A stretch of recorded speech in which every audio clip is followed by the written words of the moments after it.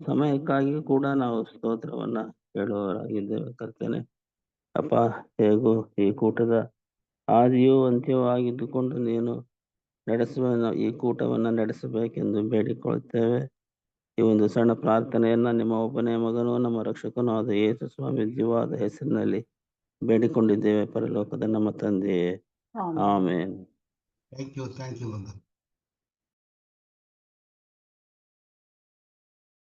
Thank you.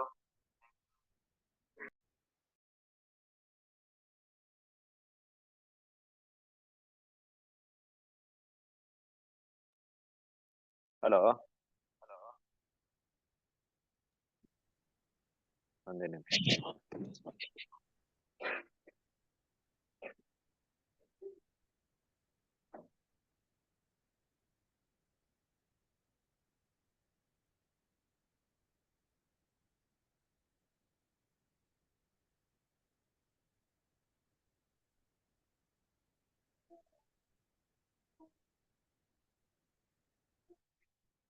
Okay, ನನ್ನ voice ಕೇಳಿಸ್ತಾ ಇದೆ ಎಲ್ರಿಗೂ? ಬ್ರದರ್ ಕರೆಕ್ಟ್ ಇದೆ, ಸೌಂಡ್ ಕರೆಕ್ಟ್ ಇದೆ ಬ್ರದರ್. ಕ್ರಿಸ್ತ ಯೇಸುವಿನಲ್ಲಿ ಪ್ರೀತಿಯ ಸಹೋದರ ಸಹೋದರಿಯರೇ, ನಿಮ್ಮೆಲ್ಲರಿಗೂ ತಂದೆಯಾದ ದೇವರಿಂದಲೂ ಕರ್ತನಾದ ಯೇಸು ಕ್ರಿಸ್ತನ ಮೂಲಕ ಕೃಪೆಯು ಶಾಂತಿಯು ಉಂಟಾಗಲಿ. ಕ್ರಿಸ್ತನಲ್ಲಿ ಪ್ರೀತಿಯ ಸಹೋದರಿಯರೇ, ದೇವರ ಮಹಾಕೃಪೆಯಿಂದ ನಿನ್ನ ರಾಜ್ಯ ಬರಲಿ ಅನ್ನುವಂತ 3ನೇ ಒಂದು ಸಂಪುಟವನ್ನ ನಾವು ನೋಡ್ತಾ ಇದೀವಿ. ಅದರಲ್ಲಿ 4ನೇ ಒಂದು ಪಾಠವನ್ನ ನಾವು ನೋಡಕ್ ಹೋಗ್ತಾ ಇದೀವಿ. ಅಂದ್ರೆ ಅದರ ಮುಂದುವರೆದಂತ ಭಾಗವನ್ನ ನೋಡ್ತಾ ಇದೀವಿ. ಹಾಗಾಗಿ 24ನೇ ಒಂದು ಭಾಗ ಅಧ್ಯಾಯ 3 ಅಂತ ಕೊಟ್ಟಿದ್ದೆ, ಅಧ್ಯಾಯ 4 ನಾವು ಹೋಗ್ತಿದೀವಿ. ಓಕೆ, ಮುಖ್ಯವಾಗಿ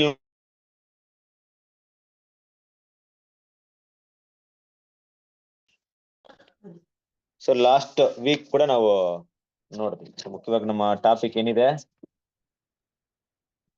ಪವಿತ್ರಾಲಯದ ಶುದ್ಧೀಕರಣ. ಪವಿತ್ರಾಲಯದ ಶುದ್ಧೀಕರಣ ಅಂತ ನೋಡ್ಬೇಕಾ, ಅದರಲ್ಲಿ 2300 ದಿನಗಳ ಕುರಿತಾಗಿ ಹಲವಾರು ವಿಷಯಗಳನ್ನ ಕೂಡ ನಾವು ನೋಡ್ಕೊಂಡ್ ಬಂದ್ವಿ. ಲಾಸ್ಟ್ ಟೈಮ್ ನಾವು ನೋಡಿದಂತ ಒಂದು ವಿಷಯ ಏನಪ್ಪಾ ಅಂದ್ರೆ, ಮುಖ್ಯವಾಗಿ ಈ ಹಾಳು ಮಾಡುವಂತ ಅಸಹ್ಯ ವಸ್ತು, ಆ ವಸ್ತುವಿನ ಒಂದು ವಿಷಯವನ್ನ ಯಾವ ರೀತಿ ಸಭೆಗಳಲ್ಲಿ ಆ ಒಂದು ನೀತಿ ನಿಯಮಗಳನ್ನ ತಂದಿದ್ರು, ಎಷ್ಟರ ಮಟ್ಟಿಗೆ ಅದನ್ನ ಸ್ಥಾಪನೆ ಮಾಡಕ್ಕೆ ಸುಳ್ಳು ಕ್ರೈಸ್ತರ ಮಧ್ಯದಲ್ಲಿ ನಡೆದಂತ ವಿಷಯವನ್ನು ಕೂಡ ನಾವೆಲ್ಲ ನೋಡ್ತೀವಿ. ಇವತ್ತು ಕೂಡ ಅದರಲ್ಲಿ ಮುಂದುವರೆದಂತ ಭಾಗವನ್ನು ನೋಡೋಣ. ಸೊ ಪೇಜ್ ನಂಬರ್ 56 ಇಂದ ಒಂದು ಭಾಗ ಮುಂದುವರಿತಾ ಇದೆ. ಪೇಜ್ ನಂಬರ್ 56 ಕನ್ನಡದಲ್ಲಿ, ಅದನ್ನ ನಾವು ಓದೋಣ ಅಲ್ಲಿಂದ. ಫಸ್ಟ್ ಪ್ಯಾರಾ ಓದಿ. ಈ ಅಸಹ್ಯಕರವಾದ ಹಾಳು ಮಾಡುವ ವಸ್ತುವಿನ ಈ ಸಫಲತೆಯ ದೃಶ್ಯಗಳ ಮಧ್ಯೆ ದಾನಿಯೇಲನು ನಿತ್ಯ ಹೋಮವನ್ನು ನಿಲ್ಲಿಸುವುದು, ಭಯಂಕರವಾದ ದೇಹದ್ರೋಹ ಮಾಡುವುದು, ಪವಿತ್ರಾಲಯವನ್ನು ದೈವಭಕ್ತ ಗಣವನ್ನು ತುಳಿಯುವುದು ಎಂಬ ಕನಸಿನ ಕಾರ್ಯಗಳು ಎಷ್ಟು ಕಾಲ ನಡೆಯುವವು, ದಾನಿಯೇಲ 8:13 ಎಂಬ ಪವಿತ್ರರ ಮಾತುಗಳನ್ನು ಕೇಳಿಸಿಕೊಳ್ಳುತ್ತಾನೆ. ಹಾಳು ಮಾಡುವಿಕೆಯು ಪ್ರಾರಂಭವಾದದರಿಂದ ಇದುವರೆಗೆ ಭಕ್ತರುಗಳು ಹೆಚ್ಚು ಕಡಿಮೆ ಅದರ ಗುಣಲಕ್ಷಣಗಳನ್ನು ಮತ್ತು ಹಾಳು ಮಾಡುವಿಕೆಗಳನ್ನು ಗ್ರಹಿಸಿದರು ಮತ್ತು ವ್ಯಾಕುಲತೆಯಿಂದ, ಕರ್ತನೆ, ಎಷ್ಟರವರೆಗೆ ಸತ್ಯವು ಜೌಗು ನೆಲದಲ್ಲಿ ತುಳಿಯಲ್ಪಡಬೇಕು, ತಪ್ಪು ದೇವದೂಷಣೆ ಮತ್ತು ಹಾಳು ಮಾಡುವಿಕೆಗಳು ಎಷ್ಟರವರೆಗೆ ಅಭಿವೃದ್ಧಿ ಹೊಂದಬೇಕು, ಕ್ರಿಸ್ತ ವಿರೋಧಿಯು ಇನ್ನೆಷ್ಟು ಕಾಲ ಭಕ್ತರುಗಳ ಕ್ರಿಸ್ತನ ಹತಸಾಕ್ಷಿಗಳ ರಕ್ತದಿಂದ ಅಮಲೇರಿದವನಾಗಿರಬೇಕು ಮತ್ತು ಅದರ ಲೋಕೋತ್ತರ ಜಯದಿಂದ ಮತ್ತರಾಗಿ ಮುಂದುವರಿಯುತ್ತಾ ಜನಾಂಗಗಳನ್ನು ಮೋಸಗೊಳಿಸಬೇಕು. ಪ್ರಕಟಣೆ 17:2 ಮತ್ತು 6ನೇ ವಚನ, 14 ಮತ್ತು 8ನೇ ವಚನ, 18 3ನೇ ವಚನ ಎಂದು ಮೊರೆ ಇಡುತ್ತಾರೆ. ಅವರ ದಾನಿಯೇಲನ ಇಲ್ಲಿರುವಂತ ವಿಷಯವನ್ನ ಸ್ವಲ್ಪ ನಾವು ಸ್ಟಡಿ ಮಾಡಿ ಮುಂದಿನ ಭಾಗಕ್ಕೆ ಹೋಗೋಣ. ಹಾಳು ಮಾಡುವಂತ ಅಸಹ್ಯ ವಸ್ತು, ತುಂಬಾ ವಿಷಯ, ತುಂಬಾ ಪಾಯಿಂಟ್ಸ್, ತುಂಬಾ ವಿವರಣೆಯನ್ನ ಸಹೋದರಿಯಲ್ಲಿ ಮಾತಾಡ್ತಾ ಹೋಗ್ತಾರೆ. ಸಾಮಾನ್ಯವಾಗಿ 2300 ಅನ್ನುವಂತ ಈ ಪ್ರವಾದನೆಯ ವಿಷಯವನ್ನ ದೇವರ ಮಕ್ಕಳು ಬಿಟ್ಟು ಬೇರೆ ಯಾರು ಕೂಡ ಸ್ಟಡಿ ಮಾಡ್ಲಿಲ್ಲ, ಸ್ಟಡಿ ಮಾಡಕ್ಕೂ ಆಗ್ತಾ ಇಲ್ಲ. ನಮಗೆ ಗೊತ್ತಿರೋ ಪ್ರಕಾರವಾಗಿ 2300 ದಿನಗಳ ಕುರಿತಾದ ಈ ಪ್ರವಾದನೆ ನಾವು ಇಲ್ಲಿವರೆಗೂ ನೋಡಿದಂತ ಎಲ್ಲ ಒಂದು ಪಾಠಗಳ ಕನೆಕ್ಟ್ ಆಗಿದೆ. ಇಲ್ಲಿ ಆ ಪಾಠಗಳು ಒಟ್ಟುಗೂಡಿದೆ, ಸತ್ಯಗಳು ಒಂದಕ್ಕೊಂದು ಹೆಣೆದುಕೊಂಡಿದೆ. ಯಾರೊಬ್ಬರು ಸತ್ಯವನ್ನ ಸರಿಯಾಗಿ ಅರ್ಥ ಮಾಡ್ಕೊಳ್ಳಲ್ವೋ ಅವರು ಈ ಸತ್ಯವನ್ನು ಕೂಡ ಅರ್ಥ ಮಾಡ್ಕೊಳಕ್ಕಾಗಲ್ಲ. ಕ್ರಿಸ್ತನ ಎರಡನೇ ಬರುವಿಕೆ ಇರ್ಬೋದು, ಆಂಟಿ ಕ್ರೈಸ್ಟ್ ಇರ್ಬೋದು, ಇದೆಲ್ಲ ವಿಷಯವನ್ನು ಕೂಡ ನಾವು ನೋಡ್ಬೋದು. ಸರಿ, ಈಗ ನಾವು ದಾನಿಯೇಲ್ ಕಾಲಕ್ಕೆ ಹೋಗೋಣ. ದಾನಿಯೇಲ ಕಾಲದಲ್ಲಿ ತಗೊಂಡಾಗ ದಾನಿಯೇಲನ ಮನಸ್ಥಿತಿಯನ್ನು ಅರ್ಥ ಮಾಡ್ಕೊಳ್ಳಿಕ್ಕೆ ಪ್ರಯತ್ನ ಪಡೋಣ. ದಾನಿಯೇಲನ ಒಂದು ಮನಸ್ಥಿತಿನ ನೋಡಿದಾಗ ಕ್ರಿಸ್ತನಲ್ಲಿ ಪ್ರೀತಿಯ ಸಹೋದರರೇ, ದಾನಿಯೇಲ್ ನಿಜವಾಗ್ಲೂ ಒಬ್ಬ ದೇವಭಕ್ತವುಳ್ಳ ಮನುಷ್ಯರಾಗಿದ್ರು, ದೇವರಿಗೆ ತುಂಬಾ ಮೆಚ್ಚುಗೆಯಾಗಿದ್ರು.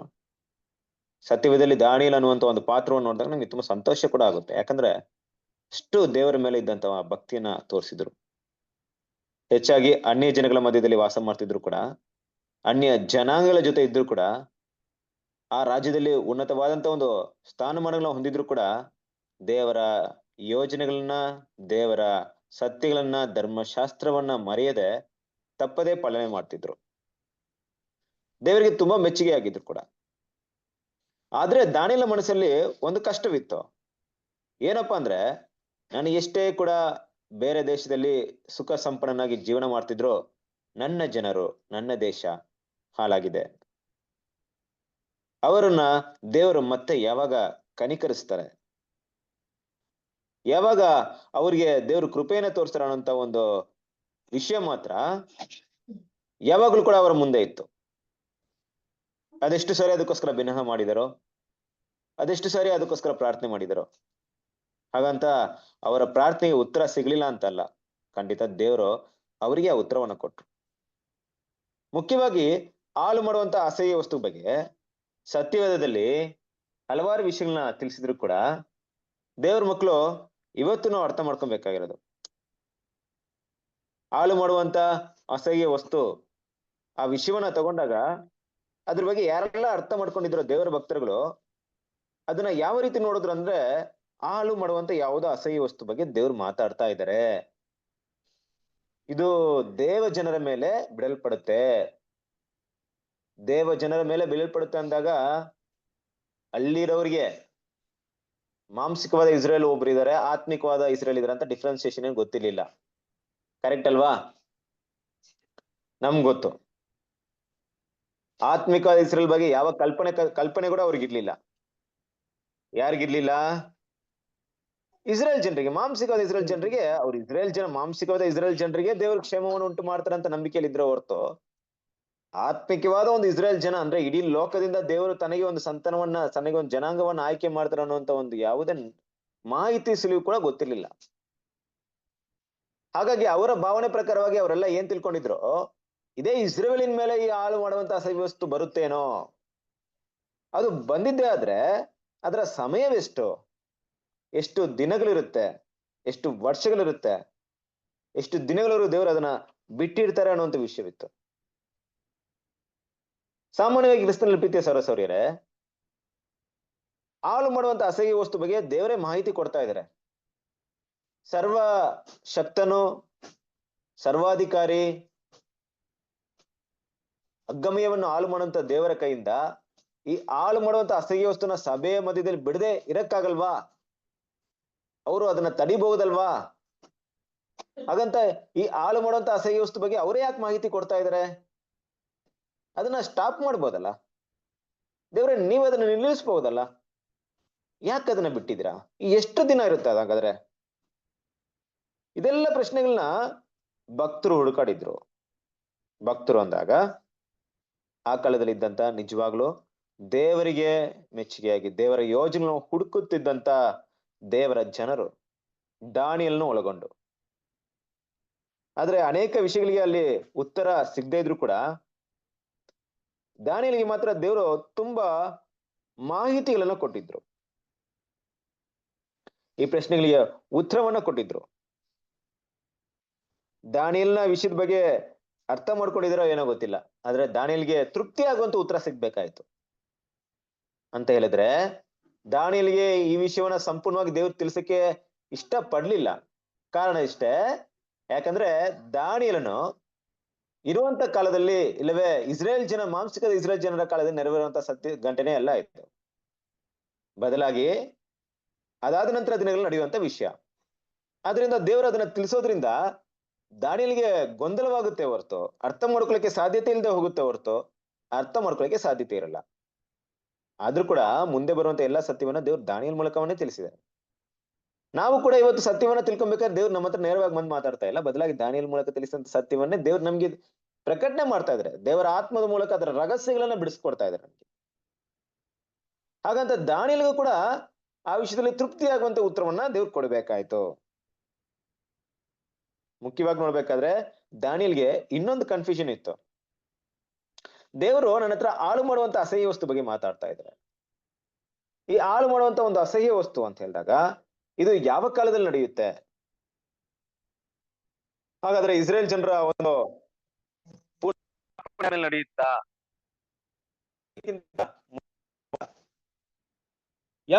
ಅನ್ನೊಂದು ಪ್ರಶ್ನೆ ಏನ್ ಮಾಡ್ತಾರೆ ಯಾಕಂದ್ರೆ ಹಲವಾರು ಮಾಹಿತಿನ ದೇವ್ರು ಕೊಟ್ಟಿದ್ರು. ನೋಡ್ರಿ, ಈಗ ದಾನಿಯೇಲನ ಬಿಟ್ಟು ಆ ಸ್ಥಾನದಲ್ಲಿ ಬೇರೆ ಯಾರು ಇದ್ದಿದ್ರು ಕೂಡ ಇಷ್ಟು ವಿಷಯಗಳನ್ನ ತಿಳಿಯಾಗಿ ಅರ್ಥ ಮಾಡ್ಕೊಂಡು ದಾನಿಯೇಲನ ಒಂದು ಪುಸ್ತಕದ ರೀತಿಯಲ್ಲಿ ಬರೀತಾ ಇದ್ರೇನೋ ಗೊತ್ತಿಲ್ಲ ನಮ್ಗೆ. ದಾನಿಯೇಲ ಒಬ್ಬ ಜ್ಞಾನಿ, ಇದಂತ ಸಕಲ ವಿಧವಂತ ಒಂದು ವಿಷಯಗಳನ್ನ ಓದಿ ತಿಳ್ಕೊಂಡಿದ್ರು.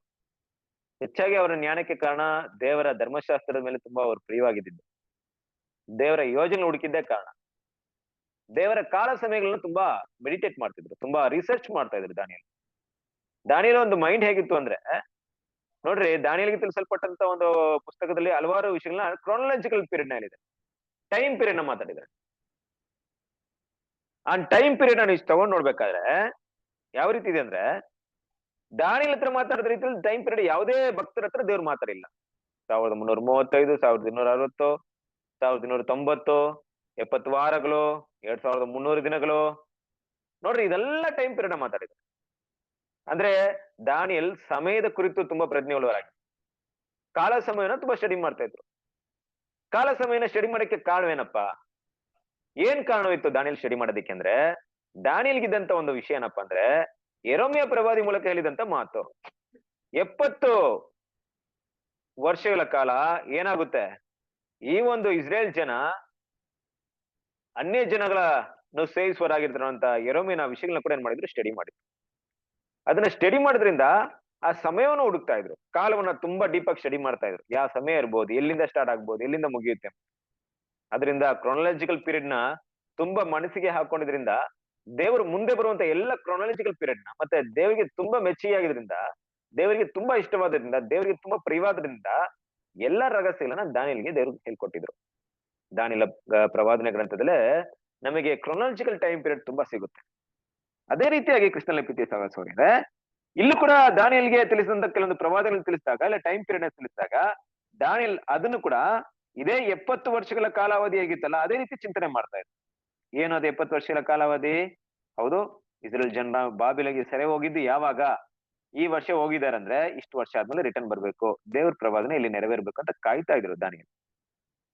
ಅದು ನಡೆಯುವಂತ ಸಮಯನ ಏನ್ ಮಾಡ್ತಿದ್ರು, ರಿಸರ್ಚ್ ಮಾಡ್ತಾ ಇದ್ರು. ಹಾಗೆ ದೇವರ ಅರ್ಥ 1335 ಅಂತ ಹೇಳಿದ್ರು ಕೂಡ ಅದನ್ನು ಕೂಡ ಹಂಗೆ ಸ್ಟಡಿ ಮಾಡಕ್ ಶುರು ಮಾಡ್ತಿದ್ರು. 1260 ಅಂದಾಗ ಇದು ಯಾವಾಗ ಸ್ಟಾರ್ಟ್ ಆಗುತ್ತೆ, ಯಾವಾಗ ಮುಗಿಯುತ್ತೆ, ತುಂಬಾ ಕುತೂಹಲ ಇತ್ತು ಅವರಿಗೆ ತಿಳ್ಕೊಳಕ್ಕೆ. 70 ವಾರಗಳು ಅಂದಾಗ ಅದು ಯಾವಾಗ ಸ್ಟಾರ್ಟ್ ಆಗುತ್ತದೆ, ಅವರಿಗೆ ಯಾವಾಗ ಮುಗಿಯುತ್ತೆ ಅನ್ನೋ ಕುತೂಹಲದಿಂದ ಕಾಯ್ತಾ ಇದ್ರು. ದೇವ್ರು ಕೂಡ ಅವರಿಗೆ ಬೇರೆ ಸಮಯವನ್ನು ತಿಳಿಸದೆ ಅದು ಯಾವಾಗ ಆರಂಭವಾಗುತ್ತೆ, ಯಾವಾಗ ಮುಕ್ತಾಯವಾಗುತ್ತೆ ಅಂತ ಕೆಲವೊಂದು ಗುರುತುಗಳನ್ನ ಕೂಡ ಕೊಟ್ಟಿದ್ರು. ಕ್ರಿಸ್ತನಲ್ಲಿ ಪ್ರೀತಿಯ ಸಹೋದರರೇ, ಇಲ್ಲಿ ಕೂಡ ನಾವು ನೋಡ್ಬೇಕಾದ್ರೆ ಈ ಹಾಳು ಮಾಡುವಂತ ಅಸಹ್ಯ ವಸ್ತು ಕೂಡ ದಾನಿಯೇಲನಿಗೆ ಇದೇ ಭಾವನೆ ಇತ್ತು. ಅಂದ್ರೆ ಈ ಒಂದು ಸಮಯ ಎಲ್ಲಿ ಶುರುವಾಗುತ್ತೆ, ಎಲ್ಲಿ ಎಂಡ್ ಆಗುತ್ತೆ, ಅದ್ರ ಬಗ್ಗೆ ತಿಳ್ಕೊಳ್ಳಕ್ಕೆ ತುಂಬಾ ಪ್ರಯತ್ನವನ್ನ ಮಾಡ್ತಾ ಇದ್ರು, ತುಂಬಾ ಅದ್ರ ಬಗ್ಗೆ ಆಸಕ್ತಿನ ತೋರಿಸಿದ್ರು.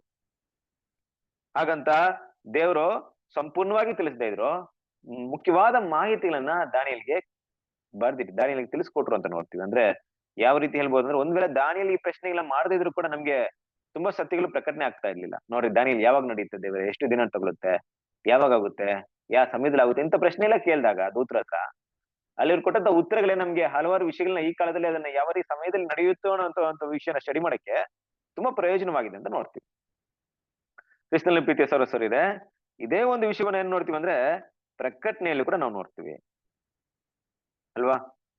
ನೋಡಿ, ಈಗ ಈ ಹಾಳು ಮಾಡುವಂತ ಅಸಹ್ಯ ವಸ್ತುನ ತಗೊಂಡಾಗ ಯಾರು ಕೂಡ ಈ ಹಾಳು ಮಾಡುವಂತ ಒಂದು ಅಸಹ್ಯ ವಸ್ತು 1160 ವರ್ಷಗಳು ನಡೆಯುತ್ತೆ ಅಂತ ಯಾರು ಗೊತ್ತಿಲ್ಲ. ಒಂದ್ ವೇಳೆ 100 ವರ್ಷ ಆದ್ರೂ ಕೂಡ ದೊಡ್ಡ ವಿಷಯನೇ.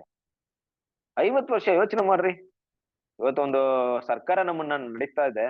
ಈ ಸರ್ಕಾರ ತುಂಬಾ ಕ್ರೂರವಾಗಿ, ತುಂಬಾ ಟ್ಯಾಕ್ಸ್ ಎಲ್ಲ ಹಾಕ್ಬಿಟ್ಟು, ನಮ್ಮ ಮೇಲೆ ತುಂಬಾ ನಿರ್ಬಂಧಗಳು ಹಾಕ್ಬಿಟ್ಟು, ಕೆಲ ವರ್ಗದ ಜನರಿಗೆ, ಬಡತನದಲ್ಲಿ ಇರುವಂತ ಜನರಿಗೆ ತುಂಬಾ ಕಷ್ಟ ಕಿರುಕುಳ ಕೊಡ್ತಿದ್ರೆ ಏನ್ ಮಾಡ್ತೀವಿ? ನಮ್ಮ ಪ್ರಜಾಪ್ರಭುತ್ವದಲ್ಲಿ ಮುಂದಿನ ಎಲೆಕ್ಷನ್ ಅಲ್ಲಿ ಚೇಂಜ್ ಮಾಡ್ಬಾಕ್ತಿವಿ. ಅವ್ರು ಇಟ್ಕೊಳಕ್ ಇಷ್ಟ ಪಡಲ್ಲ.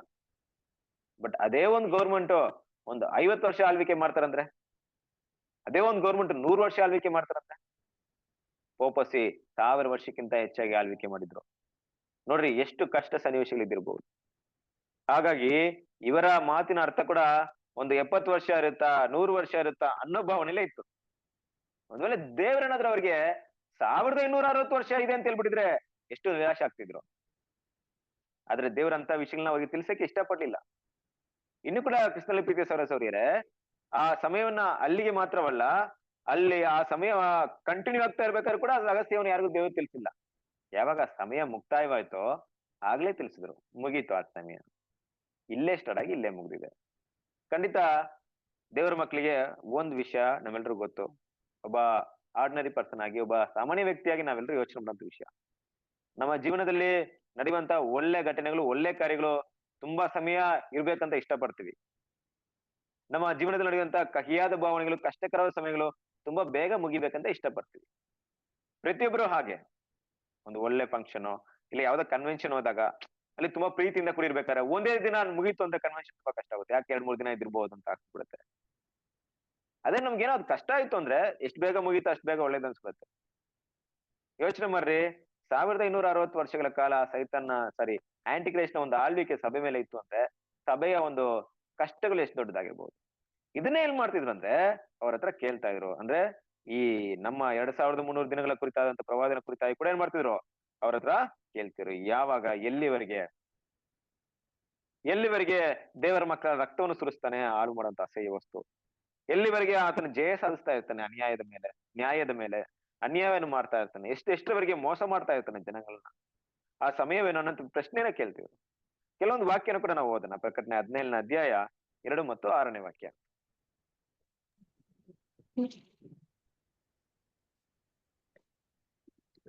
2:6 ಬ್ರದರ್. ಪ್ರಕಟಣೆ 17ನೇ ಅಧ್ಯಾಯ 2 ಮತ್ತು 6ನೇ. ಅವಳೊಂದಿಗೆ ಭೂರಾಜರು ಜಾರತ್ವ ಮಾಡಿದರು ಮತ್ತು ಭೂನಿವಾಸಿಗಳು ಅವಳ ಜಾರತ್ವವೆಂಬ ದ್ರಾಕ್ಷಾರಸವನ್ನು ಕುಡಿದು ಮತ್ತರಾದರು ಎಂದು ಹೇಳಿದನು. ಆಗ ಅವನು ದೇವರಾತ್ಮವಶನಾದ ನನ್ನನ್ನು ಎತ್ತಿಕೊಂಡು ಅಡವಿಗೆ ಹೋದನು. ಅಲ್ಲಿ ನಾನು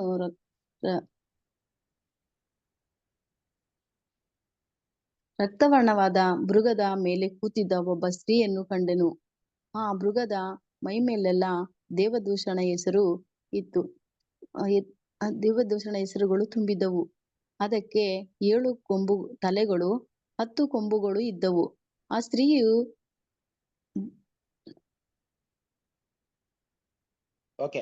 ಈ ಎಲ್ಲ ವಾಕ್ಯಗಳನ್ನ ಬೂದಿ ಬಣ್ಣದ ವಸ್ತ್ರಗಳನ್ನು, ರಕ್ತಾಂಬರಣವನ್ನು ಧರಿಸಿಕೊಂಡು ಚಿನ್ನದ ಕತ್ತಿ ಮತ್ತು ಮುತ್ತು ಇವುಗಳಿಂದ ಅಲಂಕರಿಸಿಕೊಂಡಿದ್ದಳು.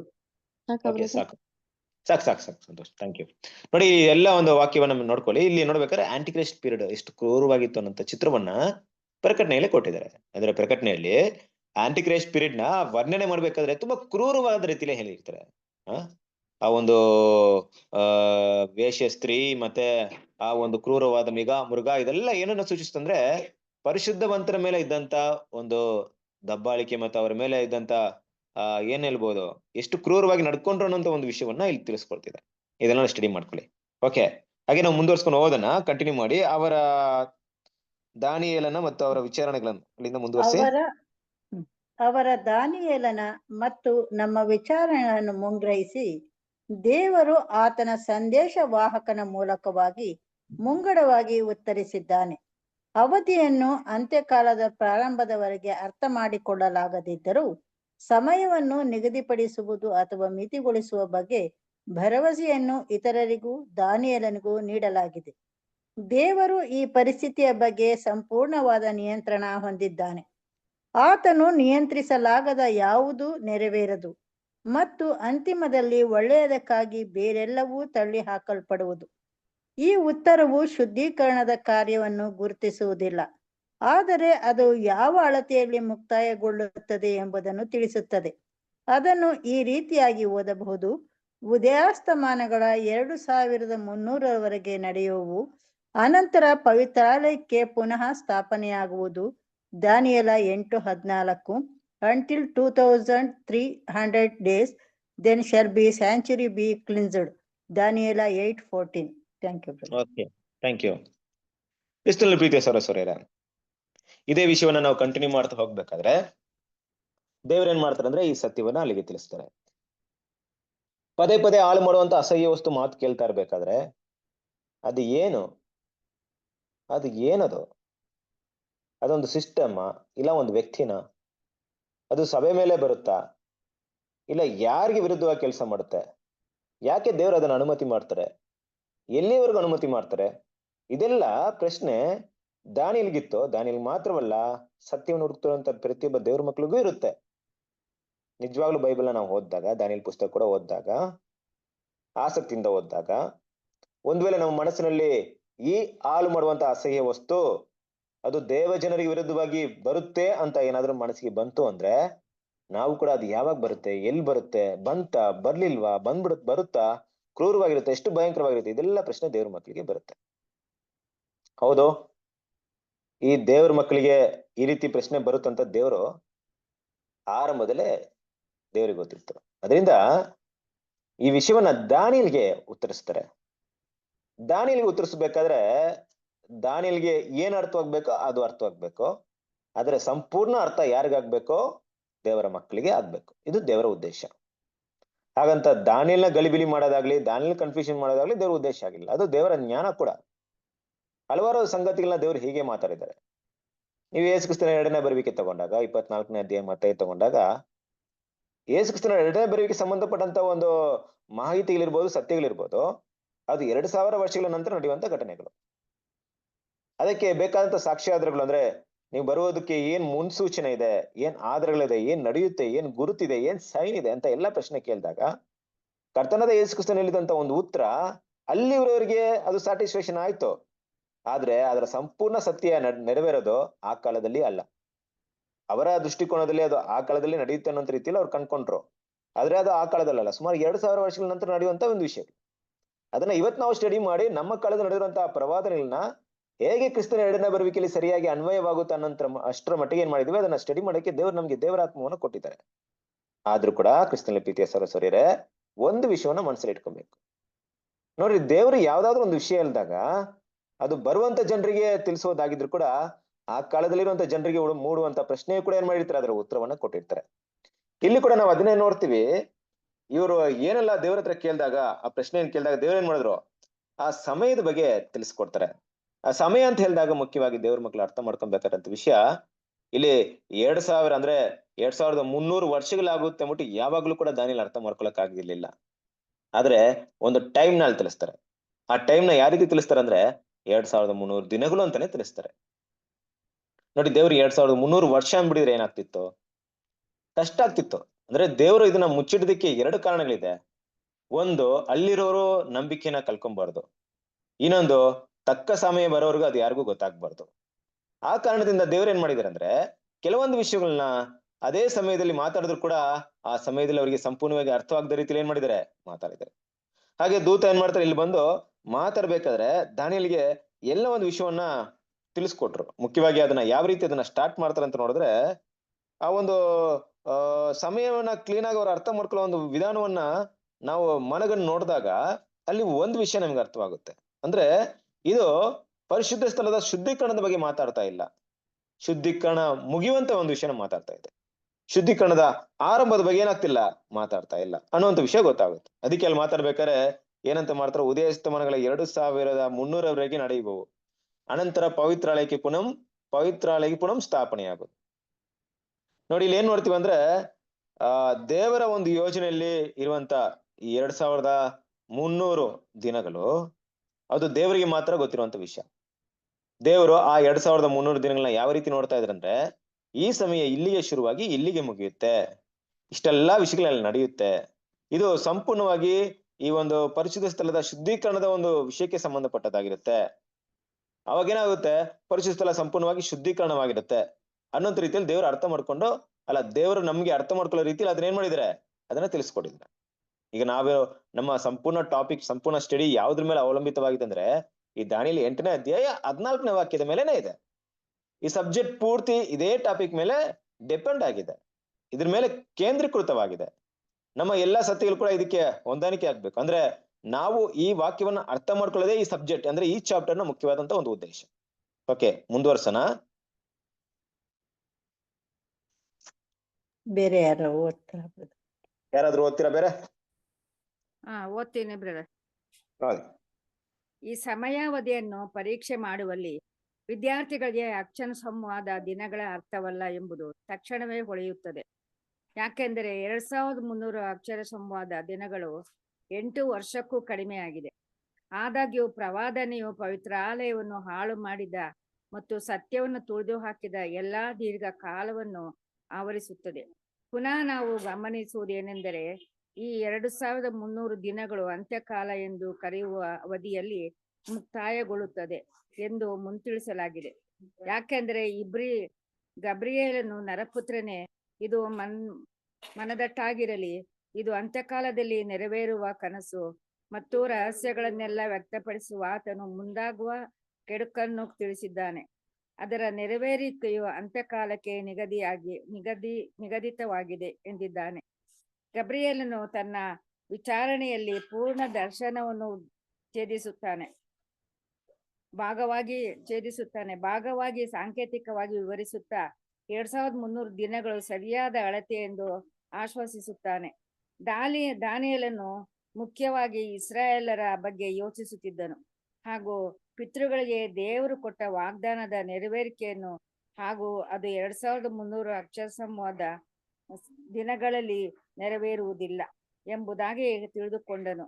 ಅದು ಗಬ್ರಿಯೇಲನು ಹೀಗೆ ಹೇಳಿದಾಗ ಪ್ರತಿಯೊಂದು ಸಾಂಕೇತಿಕ ದಿನವೂ ಎಷ್ಟೋ ದೀರ್ಘವಾಗಿದೆ ಎಂಬುದು ಅವನಿಗೆ ತಿಳಿಯದೆ ಹೋದರೂ, ಆತನಿಗೆ ಬಹಳಷ್ಟು ಕೇಡುಗಳು ದೇವಜನರ ಮೇಲೆ ಬರುತ್ತಿದ್ದುದರ ಆಲೋಚನೆಯಿಂದ ಅವನ ಹೃದಯವನ್ನು ಅಸ್ವಸ್ಥಗೊಳಿಸಲಾದರೂ ಆತನು ಶಾರೀರಿಕ ಇಸ್ರಾಯೇಲರಿಗಲ್ಲ, ಬದಲಾಗಿ ಆತ್ಮಿಕ ಇಸ್ರಾಯೇಲರಿಗೆ ಅನ್ವಯಿಸುತ್ತದೆ ಎಂದು ಬದಲಾವಣೆಯನ್ನು ಕಂಡುಕೊಳ್ಳಲಿಲ್ಲ. ದಾನಿಯೇಲನಾದ ನಾನು ಬೆಂಡಾಗಿ ಕೆಲವು ದಿವಸ ಕಾಯಿಲೆ ಬಿದ್ದೆನು. ಆ ಕನಸಿಗೆ ಬೆಚ್ಚಿ ಬೆರಗಾದೆನು, ಅದು ಯಾರಿಗೂ ತಿಳಿಯಲಿಲ್ಲ. ದಾನಿಯೇಲ 8:27 ಎಂದು ನಾವು ಓದುತ್ತೇವೆ. ಒಳ್ಳೆಯದು, ಅದು ದಾನಿಯೇಲನಿಗೆ ಮತ್ತು ಅಂದಿನಿಂದ ಅಂತ್ಯಕಾಲದವರೆಗೆ ಎಲ್ಲಾ ದೇವ ಮಕ್ಕಳಿಗೆ ಆ ಕನಸಿನಲ್ಲಿ ಕಂಡ ಗಮನಾರ್ಹ ಭೀತಿಮಯ ಮಹತ್ವವು, ಪೋಪನ ಅಧಿಕಾರದ ಹಿಂಸೆ ಮತ್ತು ಸಂತರ ಕಷ್ಟಾನುಭವಗಳು ಮುಂದಾಗಿಯೇ ಸ್ಪಷ್ಟವಾಗಿ ಪ್ರಕಟವಾಗಿರಲಿಲ್ಲ. ನಮ್ಮ ಕರುಣಾಮಯನಾದ ಪರಲೋಕದ ತಂದೆಯು ಆತನ ಜನರನ್ನು ತಾನು ವಾಗ್ದಾನ ಮಾಡಿದ ಇನ್ನೂ ಹೆಚ್ಚಿನ ನಿರಂತರವಾದ ಮಹಿಮೆಗೆ ಸಿದ್ಧ ಮಾಡುವಂತೆ ವೇದನೆ ಮತ್ತು ಹಿಂಸೆಗಳೆಂಬ ಬೆಂಕಿಯ ಕುಲುಮೆಯಲ್ಲಿ ರುಜುವಾತುಪಡಿಸಲು ಇಚ್ಛೆಯುಳ್ಳವನಾಗಿದ್ದರೂ ನಮ್ಮೊಡನೆ ಆ ಹೊತ್ತಿನ ಕಾಟ ಹೊತ್ತಿಗೆ ಸಾಕು ಎಂಬಂತೆ ವ್ಯವಹರಿಸುತ್ತಾನೆ. ಓಕೆ, ಪ್ರೀತಿಯ ಸರೋಸರೇ, ಮುಖ್ಯವಾಗಿ ನಾವಿಲ್ಲಿ ಗಮನಿಸಬೇಕಾದಂತ ಒಂದು ವಿಷಯವನ್ನ ಅರ್ಥ ಮಾಡ್ಕೊಳ್ಳೋಣ. ನೋಡಿ, ಆ ಒಂದು ಸಮಯ ಅಂದ್ರೆ ಒಂದು ಟೈಮ್ ಬಗ್ಗೆ ಅಲ್ಲಿ ದೇವ್ರು ತಿಳಿಸಿದ್ರೆ 2300 ದಿನಗಳು ಅಂತ ಹೇಳಿದಾಗ, ಖಂಡಿತವಾಗ್ಲೂ ದೇವ್ರ ಮಕ್ಕಳಿಗೆ ಆ ಸಮಯವನ್ನ ಅರ್ಥ ಮಾಡ್ಕೊಳ್ಳೋದು ತುಂಬಾನೇ ಕಷ್ಟ. ಯಾಕಂದ್ರೆ 2300 ಅಂತ ಹೇಳಿದಾಗ ಆ ದಿನ ಅಂತ ಅಲ್ಲಿ ಮೆನ್ಷನ್ ಮಾಡಿದಾಗ ಸುಮಾರು 365 ದಿನ ಒಂದು ವರ್ಷಕ್ಕಿದೆ ಅಂದ್ರೆ 8 ವರ್ಷ ಅಷ್ಟರಲ್ಲಿ ಏನಾಗುತ್ತೆ, ಅದು ಮುಕ್ತಾಯವಾಗುತ್ತೆ. ಒಂದು 8 ವರ್ಷ ಅಷ್ಟೇನಾ ಅಂತ ಹೇಳಿದಾಗ ಅದು ಕೂಡ ಕಷ್ಟವಾದ ವಿಷಯವನ್ನೇ. ಆದ್ರೆ ಅವರೆಲ್ಲ ಅರ್ಥ ಮಾಡ್ಕೊಳ್ಳೋ ಪ್ರಕಾರವಾಗಿ ಅದು 8 ವರ್ಷ ಆಗಿರ್ಲಿಲ್ಲ. ಕರೆಕ್ಟ್ ಅಲ್ವಾ? ಅದು ಕೂಡ ನಾವು ಅರ್ಥ ಮಾಡ್ಕೊಬೇಕು. ಯಾಕಂದ್ರೆ ಇಲ್ಲಿ ತುಂಬಾ ಡೀಪ್ ಆದ ವಿವರಣೆಯನ್ನ ಏನ್ ಮಾಡ್ತಾರೆ, ಕೊಡ್ತಾ ಇದಾರೆ. ನಾವು ಅದನ್ನ ಅರ್ಥ ಮಾಡ್ಕೊಳ್ಳೋಣ. ಅಂತ್ಯಕಾಲ ಅಂದ್ರೆ ಒಂದ್ ವೇಳೆ ಅದನ್ನ 8 ವರ್ಷನ ದಾನಿಯೇಲ ಅವತ್ತೇನ ಅಪ್ಲೈ ಮಾಡಿದ್ರೆ ದಾನಿಯೇಲ ಕಾಲದಲ್ಲೇ ಮುಗೀತಾ ಇತ್ತು ಆ ಸಮಯ. ಮತ್ತೆ ಇದೆಲ್ಲ ಪ್ರವಾದನೆ ನೆರವೇರಿದ್ಯಾ ಅಂತ ದಾನಿಯೇಲ್ ನೋಡ್ಬೇಕಾಯ್ತು. ಆದ್ರೆ ದಾನಿಯೇಲ್ಗಂತೂ ಒಂದ್ ಅನಿಸ್ತು, ಖಂಡಿತ ಇದು ಯಾವುದೋ ಒಂದು ಸತ್ಯವನ್ನ ದೇವ್ರು ಇಲ್ಲಿ ಮರೆ ಮಾಡಿದ್ದಾರೆ. ಅದಕ್ಕೆ ಇಲ್ಲಿ ಮಾತಾಡ್ಬೇಕಾದ್ರೆ ಯಾವ ರೀತಿ ಮಾತಾಡ್ತಾನಂದ್ರೆ, ಗಾಬ್ರಿಯೇಲ್ ದೂತನು, ನರಪುತ್ರನೇ, ಇದು ಮನದಟ್ಟಾಗಿರಲಿ, ಇದು ಅಂತ್ಯ ಕಾಲದಲ್ಲಿ ನೆರವೇರುವ ಕನಸು ಅಂತ ಹೇಳ್ತಾರೆ ಅವ್ರಿಗೆ. ಅಂದ್ರೆ ಇನ್ನು ಇಲ್ಲಿಂದ ಇದು ಅಪ್ಲೈ ಮಾಡೋಂಗಿಲ್ಲ, ಇಲ್ಲಿಂದ ತಗೊಳಂಗಿಲ್ಲ. ಅದನ್ನ ಟೈಮ್ನ ಎಲ್ಲಿಂದ ತೆಗಿಬೇಕಂದ್ರೆ ನಿಮ್ಗೆ ಗೊತ್ತಿಲ್ಲ. ಅಂದ್ರೆ ಎಲ್ಲಿ ಸ್ಟಾರ್ಟ್ ಮಾಡ್ಬೇಕು, ಎಲ್ಲಿ ಎಂಡ್ ಮಾಡ್ಬೇಕು ಅದು ಗೊತ್ತಾದ್ರೆ ತಾನೇ ಸಮಯ ಕರೆಕ್ಟ್ ಆಗಿ ಕಂಡಿಡಿಯಕ್ಕಾಗುತ್ತೆ. ಇದು ಎಂಡಿಂಗ್ ಟೈಮ್ ಅಂತ ಹೇಳಿದ್ರು. ಒಂದ್ ವೇಳೆ ಈ ರೀತಿ ಅರ್ಥ ಮಾಡ್ಕೊಂಡ್ರೆ ತಪ್ಪಾಗಲ್ಲ. ಯಾವ ರೀತಿ ಕೊನೆಯ ಸಮಯದಲ್ಲಿರುವಂತ 8 ವರ್ಷದ ಬಗ್ಗೆ ಮಾತಾಡ್ತಿದ್ರೇನೋ ಅನ್ನೋ ರೀತಿಯಲ್ಲಿ. ಅದು ಸಂಪೂರ್ಣವಾಗಿ ಅವರಿಗೆ ಅರ್ಥ ಮಾಡ್ಕೊಳ್ಳಕ್ಕೆ ಸಾಧ್ಯತೆ ಇರ್ಲಿಲ್ಲ, ಕಷ್ಟವೇ ಇತ್ತು ಅಲ್ವಾ.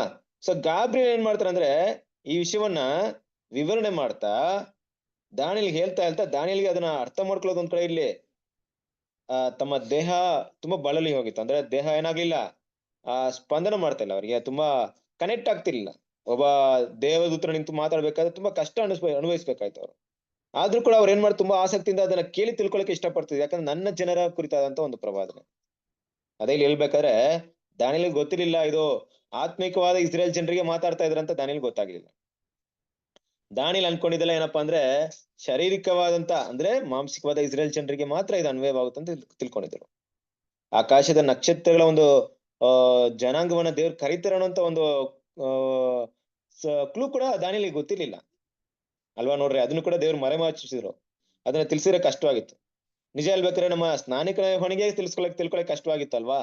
ಈ ಗಾಬ್ರಿಯೇಲ್ಗಳ ಹೆಂಗ್ ತಿಳ್ಕೊಳಕ್ ಆಗ್ತಿದ್ರು, ತುಂಬಾನೇ ಕಷ್ಟ ಇರ್ಬೋದು, ಕಷ್ಟವಾಗ್ತಿತ್ತು ಅವ್ರಿಗೆ. ಅದರಿಂದ ದೇವ್ರು ಏನ್ ಮಾಡಿದ್ರು ಅಂದ್ರೆ, ಹಲವಾರು ವಿಷಯವನ್ನ ನಮಗೋಸ್ಕರ ಅವ್ರಿಗೆ ತಿಳಿಸಿದ್ರು ಕೂಡ ಅವ್ರಿಗೆ ಒಂದು ನಿರಾಶೆ ಆಗುವಂತ ರೀತಿಯಲ್ಲಿ ತಿಳಿಸಿಲ್ಲ. ಅಂದ್ರೆ ಏನಪ್ಪಾ ಅಂದ್ರೆ, ಈಗ ಒಬ್ರ ಹತ್ರ ಮಾತಾಡ್ತಾ ಇದಾರೆ, ಅವ್ರು ಯಾವ್ದೋ ತುಂಬಾ ಒಂದು ಕಷ್ಟದಲ್ಲಿದ್ದಾರೆ ಅಂತ ಇಟ್ಕೊಳ್ಳಿ, ತುಂಬಾ ಕಾಯಿಲೆಯಲ್ಲಿದ್ದಾರೆ, ಅನಾರೋಗ್ಯದಲ್ಲಿದ್ದಾರೆ.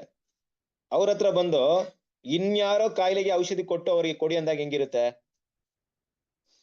ಅಲ್ವಾ. ನಾನ್ ಕಷ್ಟದಲ್ಲಿದ್ದೀನಿ, ತುಂಬಾ ಕಾಯಿಲೆಲಿದ್ದೀನಿ, ನನಗ್ ಔಷಧಿ ಸಿಗ್ತಾ ಇಲ್ಲ, ಬಟ್ ಅವ್ರೆಲ್ಲೋ ಇದ್ರ, ಅವ್ರಿಗೋಸ್ಕರ ನನ್ ಕೈಲಿ ಕೊಟ್ಟು ಕಳಿಸ್ತಾ ಇದಾರೆ, ಬಟ್ ನನಗ್ ಸಿಗ್ಲಿಲ್ವಲ್ಲ ಅನ್ನೋ ರೀತಿಯಲ್ಲಿ ಒಂದ್ ಕಷ್ಟ. ಅಂದ್ರೆ ಏನಪ್ಪಾ ಅಂದ್ರೆ ದಾನಿಯೇಲ್ ಕೂಡ ಹಂಗೆ, ಆ ರೀತಿ ಆಗ್ಬಾರ್ದು ದಾನಿಯೇಲ್ಗೆ. ಅದಕ್ಕೆ ದಾನಿಯೇಲ್ ಒಂದು ಮನಸ್ಸಲ್ಲಿ ಏನಪ್ಪಾ ಇತ್ತು ಅಂದ್ರೆ, ಯಾವಾಗ ಇಸ್ರೇಲ್ ಜನರ ಬಿಡುಗಡೆ ಬರುತ್ತೆ, ನಾವೆಲ್ಲ ಕೂಡ ಬಿಡುಗಡೆ ಒಂದು ಈ ಅನ್ಯ ಜನರ ಒಂದು ಇದರಿಂದ ನಾವು ಬಿಡುಗಡೆ ಹೊಂದಿ ಯಾವಾಗ ಸ್ವತಂತ್ರವಾದಂತ ಒಂದು ರಾಜ್ಯವಾಗಿ, ರಾಷ್ಟ್ರವಾಗಿ ಮಾರ್ಪಡ್ತೀವಿ ಅನ್ನುವಂತ ಭಾವನೆಯಲ್ಲಿ, ಅನ್ನುವಂತ ಒಂದು ವಿಷಯವನ್ನು ಹುಡುಕುತ್ತಿದ್ರಿಂದ ಅವ್ರಿಗೆ ಅವರ ಟಾಪಿಕ್ ಬಿಟ್ಟು ಬೇರೆ ಟಾಪಿಕ್ ಮಾತಾಡೋದು ತುಂಬಾ ನಿರಾಶೆ ಆಗ್ತಿತ್ತೇನೋ. ಆದ್ರೆ ದೇವ್ರು ಅದು ಅವರ ಟಾಪಿಕ್ ಗೆ ಸಂಬಂಧಪಟ್ಟಂತ ವಿಷಯ ರೀತಿಯಲ್ಲಿ ಏನ್ ಮಾಡ್ತಾರೆ, ಇಲ್ಲಿ ಮಾತಾಡ್ತಾ ಇದ್ರು ಅಲ್ವಾ. ಸೊ ಅದರಿಂದ ಕ್ರಿಸ್ತನಲ್ಲಿ ಪ್ರೀತಿಯ ಸೌರ ಸೂರ್ಯರೇ, ಒಂದ್ ವೇಳೆ ಇದನ್ನ ಅರ್ಥ ಮಾಡ್ಕೊಳ್ಳುವಂತ ವಿಷಯದಲ್ಲಿ ದಾನಿಯೇಲ್ ಸಂಪೂರ್ಣವಾಗಿ ಅರ್ಥ ಮಾಡ್ಕೊಳ್ತಾ ಇದ್ರು ಕೂಡ ಒಂದ್ ರೀತಿಯಲ್ಲಿ ತೃಪ್ತಿದಾಯಕವಾದಂತ ವಿಷಯ ಏನಪ್ಪಾ ಅಂದ್ರೆ, ದೇವ್ರು ಇದನ್ನೇನ್ ಮಾಡ್ತಾರೆ, ಕರುಣಾಮಯನಾದ ದೇವ್ರು ಅದನ್ನ ತಕ್ಕ ಸಮಯದಲ್ಲಿ ಏನ್ ಮಾಡ್ತಾರೆ, ಅದನ್ನ ಮುಗಿಸ್ತಾರೆ, ಅದನ್ನ ಸ್ಟಾಪ್ ಮಾಡ್ತಾರೆ ಅಲ್ವಾ. ಇವತ್ತು ನಮಗೆ ಅದು ಅರ್ಥವಾಗ್ತಿದೆ. ಯಾವ ರೀತಿ ಅರ್ಥವಾಗ್ತಿದೆ ಅಂದ್ರೆ, ಆ ಪೋಪನ ಒಂದು ಅಧಿಕಾರ ಅವಧಿ ಎಷ್ಟು ಭಯಾನಕವಾಗಿತ್ತು, ಎಷ್ಟು ಕೆಟ್ಟದಾಗಿತ್ತು ಅನ್ನಂತ ಎಲ್ಲ ವಿಷಯ ನಮಗ್ ಅರ್ಥವಾಗ್ತಿದೆ. ಆದ್ರೆ ಅವ್ರಿಗೆ ಆ ವಿಷಯಗಳನ್ನ ಅರ್ಥ ಮಾಡ್ಕೊಳಕ್ ಕಷ್ಟವಾಗ್ತಿತ್ತು ಅಲ್ವಾ. ಸೊ ದೇವ್ರು ಏನ್ ಮಾಡ್ತಾರೆ ಅಂದ್ರೆ, ಆ ಒಂದು ಸಮಯವನ್ನ ಯಾಕೆ ಈ ರೀತಿ ಇಟ್ಟಿದ್ದಾರೆ, ಯಾಕೆ ಒಂದು ಸಮಯನ ಕೊಟ್ಟಿದ್ದಾರೆ ಅಂದ್ರೆ, ಅದ್ರಲ್ಲಿ ದೇವರ ಒಂದು ಯೋಜನೆ ಕೂಡ ಅಡಕವಾಗಿತ್ತು. ಏನಪ್ಪಾ ಅಂದ್ರೆ, ನಿಜವಾದ ದೇವರ ಮಕ್ಕಳನ್ನ ಸಿದ್ಧತೆ ಮಾಡ್ಬೇಕು, ನಿಜವಾದ ದೇವರ ಮಕ್ಕಳನ್ನ ಪ್ರಿಪೇರ್ ಮಾಡ್ಬೇಕು ಅಲ್ವಾ. ಅದ್ ಮಾತ್ರವಲ್ಲ, ಇನ್ನೊಂದ್ ರೀತಿಯಲ್ಲಿ ನೋಡ್ಬೇಕಾದ್ರೆ, ಶೋಧನೆಗಳಿಂದ ನಾವು ಪರಿಪೂರ್ಣರಾಗುವಂತ ಒಂದು ಅವಕಾಶವನ್ನ, ಒಂದು ಕೃಪೆನ ದೇವ್ರ ಕಡೆಯಿಂದ ಹೊಂದ್ಕೊಂಡಿದ್ರು ಕೂಡ, ನಾವು ನನ್ನ ಜೀವನದಲ್ಲಿ ಇನ್ನ 1 ವರ್ಷ ಆದ್ಮೇಲೆ ಏನಪ್ಪಾ ನಡೆಯುತ್ತೆ, ಇನ್ನ 2 ವರ್ಷ ನಡೆದ್ಮೇಲೆ ಏನಪ್ಪಾ ಆಗುತ್ತೆ ಅನ್ನೋ ರೀತಿಯಲ್ಲಿ ನಾನು ಯೋಚನೆ ಮಾಡಂಗಿಲ್ಲ.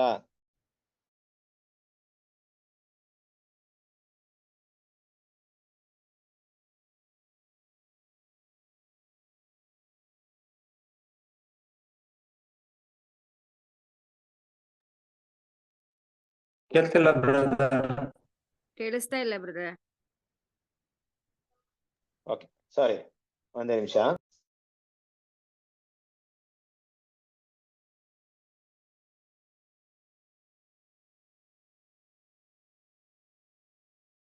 ಓಕೆ, ಸಾರಿ. ಓಕೆ, ಸೊ ಆಗಿರ್ಬೇಕಾದ್ರೆ ದೇವರ ಒಂದು ಪ್ಲಾನ್ ಕೂಡ ಏನಿದೆ, ದೇವರ ಒಂದು ಮನಸ್ಸು ಕೂಡ ಹೇಗಿದೆ ಅಂದ್ರೆ, ಬರುವಂತ ವಿಷಯಗಳು ಸಂತೋಷವಾಗಿದೆ ತಿಳ್ಕೊಳ್ಳೋದು ಒಳ್ಳೇದೇ, ಆದ್ರೆ ಅದು ಕಷ್ಟವಾಗಿದೆ ಅಂದ್ರೆ ಅದನ್ನ ತಿಳ್ಕೊಳ್ಳೋದು ಅವಶ್ಯಕತೆ ಏನಿದೆ. ಅವತ್ತಿನ ಕಾಟ ಅವತ್ತೇ ಸಾಕು ನಮ್ಗೆ ಅಲ್ವಾ. ನಾಳೆ ಏನೋ ಕಷ್ಟ ಬಂದ್ರೆ ನಾಳೆ ನೋಡ್ಕೊಳ್ಳೋಣ, ಇನ್ನು ಎಷ್ಟೋ ವರ್ಷಗಳ ನಂತರ ಇರುವಂತ ವಿಷಯದ ಬಗ್ಗೆ ತಲೆಗೆ ಹಾಕೊಂಡು ದೇವ್ರ ಮಕ್ಕಳಿಗೆ ತಿಳಿಸ್ಕೊಡೋದ್ರಿಂದ ಅವ್ರಿಗೇನು ಪ್ರಯೋಜನ ಆಗಲ್ಲ. ಹಾಳು ಮಾಡುವಂತ ಅಸಹ್ಯ ವಸ್ತು ಮಾಡುವಂತ ಒಂದು ಕ್ರೂರದ ವಿಷಯಗಳನ್ನ ಈಗಲೇ ದಾನಿಯಲ್ಲಿ ತಿಳ್ಕೊಳ್ಳೋದ್ರಿಂದ ಅವ್ರಿಗೇನು ಪ್ರಯೋಜನವಾಗಲ್ಲ. ಅಲ್ಲ, ದೇವ್ರ ಮಕ್ಕಳು ಕೂಡ ಇನ್ನು 10 ವರ್ಷಗಳ ಇಲ್ಲ 20 ವರ್ಷ 100 ವರ್ಷಗಳಿಂದ ನಡೆಯುವಂತ ಕ್ರೂರ ಘಟನೆಗಳನ್ನ ಈಗ ನಾನು ತಿಳ್ಕೊಳ್ತೀನಿ ಅಂದ್ರೆ ಪ್ರಯೋಜನ ಇಲ್ಲ. ಒಳ್ಳೆ ವಿಷಯದ ಬಗ್ಗೆ ತಿಳ್ಕೊಳ್ಳೋಣ. ಇನ್ನು ಹೆಚ್ಚಾಗಿ ನಮಗೆಲ್ಲರಿಗೂ ಇರುವಂತ ಸಂತೋಷದ ವಿಷಯ ಏನಪ್ಪಾ ಅಂದ್ರೆ ದೇವರ ರಾಜ್ಯ, ಕ್ರಿಸ್ತನ ರಾಜ್ಯ ಎಷ್ಟು ವೈಭವವಾಗಿ, ಎಷ್ಟು ಪ್ರೀತಿಯಾಗಿ, ಎಷ್ಟು ಮಹಿಮೆಯಾಗಿ, ಎಷ್ಟು ಜ್ಞಾನವುಳ್ಳದಾಗಿ, ಎಲ್ರಿಗೂ ರಕ್ಷಣೆ ಕೊಡುವಂತ ಎಷ್ಟು ದೇವರ ಮಹಾ ಉನ್ನತವಾದಂತ ಒಂದು ಯೋಜನೆ ಆಗಿದೆ ಅಂತ ತಿಳ್ಕೊಳ್ಳೋದ್ರಲ್ಲಿ ಸಂತೋಷ ಪಡ್ತೀವಿ. ಆದ್ರೆ ಬರುವಂತ ಒಂದು ಕೇಡಿನ ದಿನವನ್ನ ತಿಳ್ಕೊಂಡ್ರೆ ನಮ್ಗೆ ಯಾವಾಗಲೂ ಸಂತೋಷ ಆಗಲ್ಲ. ಅದರಿಂದ ದೇವ್ರು ಏನ್ ಮಾಡಿದಾರೆ ಅಂದ್ರೆ ಹಲವಾರು ವಿಷಯವನ್ನ ಏನ್ ಮಾಡಿದ್ರು, ಅದನ್ನ ಯಾವ ಸಮಯದಲ್ಲಿ ಎಲ್ಲಿಗೆ ಯಾರಿಗ್ ಮಾತ್ರ ತಿಳಿಸ್ಬೇಕೋ ಅವ್ರಿಗೆ ಮಾತ್ರ ತಿಳಿಸಿದ್ರು ಅಂತ ನೋಡ್ತೀವಿ. ಕಂಟಿನ್ಯೂ ಮಾಡೋಣ.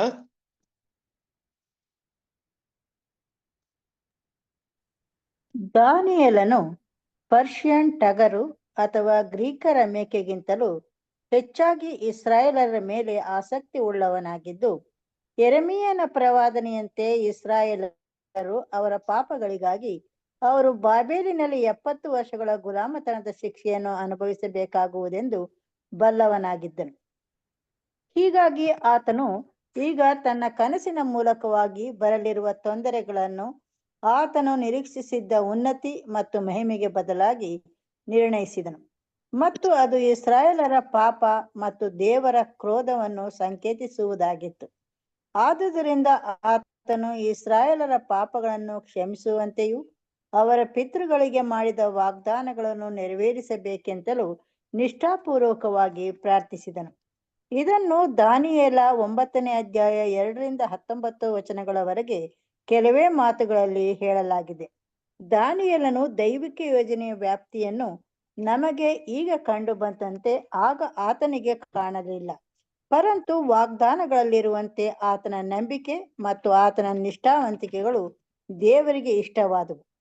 ಹೀಗಾಗಿ ದೇವರು ಈ ಕನಸಿನ ವಿಷಯವಾಗಿ ಇನ್ನೂ ಹೆಚ್ಚಿನದನ್ನು ಅಥವಾ ವಿಸ್ತಾರವಾದ ವಿವರಣೆಯನ್ನು ಆತನಿಗೆ ತಿಳಿಯಪಡಿಸಿದನು, ಮತ್ತು ಆ ಲಕ್ಷಣಗಳಲ್ಲಿ ಅವು ಶಾರೀರಿಕ ಇಸ್ರಾಯೇಲರಿಗೆ ವಿಶೇಷವಾಗಿ ಅನ್ವಯಿಸುವುದಾಗಿದ್ದವು. ಇಸ್ರಾಯೇಲರ ಜನರು ಬಾಬೇಲಿನಲ್ಲಿರುವಾಗ ಆ 70 ವರ್ಷಗಳ ಪಾಳು ಬೀಳುವಿಕೆಯು ಈ ರೀತಿಯಲ್ಲಿ ಹೆಚ್ಚು 2300 ದಿನಗಳವರೆಗೆ ಮುಂದುವರಿಸಲ್ಪಡುತ್ತದೆ ಎಂದು ಆತನು ಭಾವಿಸಿದ್ದನು. ದೇವರು ಗಬ್ರಿಯೇಲನ ದೂತನನ್ನು ಅವನ ಬಳಿಗೆ ಕಳುಹಿಸುವುದರ ಮೂಲಕ ಈ ತಪ್ಪನ್ನು ಸರಿಪಡಿಸಿದನು, ಮತ್ತು ಈ 70 ವರ್ಷಗಳು ಮುಗಿಯುವಾಗ ದಾಸತ್ವವು ಮುಗಿಯುತ್ತದೆಂದು, ತೊಂದರೆಯ ಸಮಯ ಮುಂತಾದವುಗಳು ಎದುರಾದರೂ ಯೆರೂಸಲೇಮ್ ನಗರವನ್ನು ಮತ್ತು ದೇವಾಲಯವನ್ನು ಪುನರ್ನಿರ್ಮಾಣಗೊಳಿಸಲಾಗುವುದು ಎಂದು ಆತನಿಗೆ ತಿಳಿಸಿದನು. Okay, thank you. ಕ್ರಿಸ್ತನಲ್ಲಿ ಪ್ರೀತಿಯ ಸಹೋದರರೇ, ಪ್ರವಾದಿಗಳನ್ನ ಅರ್ಥ ಮಾಡ್ಕೊಳ್ಳೋದು ಅಷ್ಟೊಂದು ಸುಲಭವಾದಂತ ವಿಷಯವಲ್ಲ. ಖಂಡಿತವಾಗ್ಲೂ ಎಲ್ರೂ ಕೂಡ ದೇವ್ರ ಹತ್ರ ಜ್ಞಾನವನ್ನ ಕೇಳ್ಕೊಳ್ಳಿ, ದೇವರ ಆತ್ಮವನ್ನ ಕೇಳ್ಕೊಳ್ಳಿ. ಯಾಕಂದ್ರೆ ದೇವರು ಅದನ್ನ ನಮ್ಗೆ ತಿಳಿಸ್ತಾರಂದ್ರೆ ದೇವರ ಮಹಾಕೃಪೆ. ಅದಕ್ಕೂ ಕಾರಣವಿದೆ.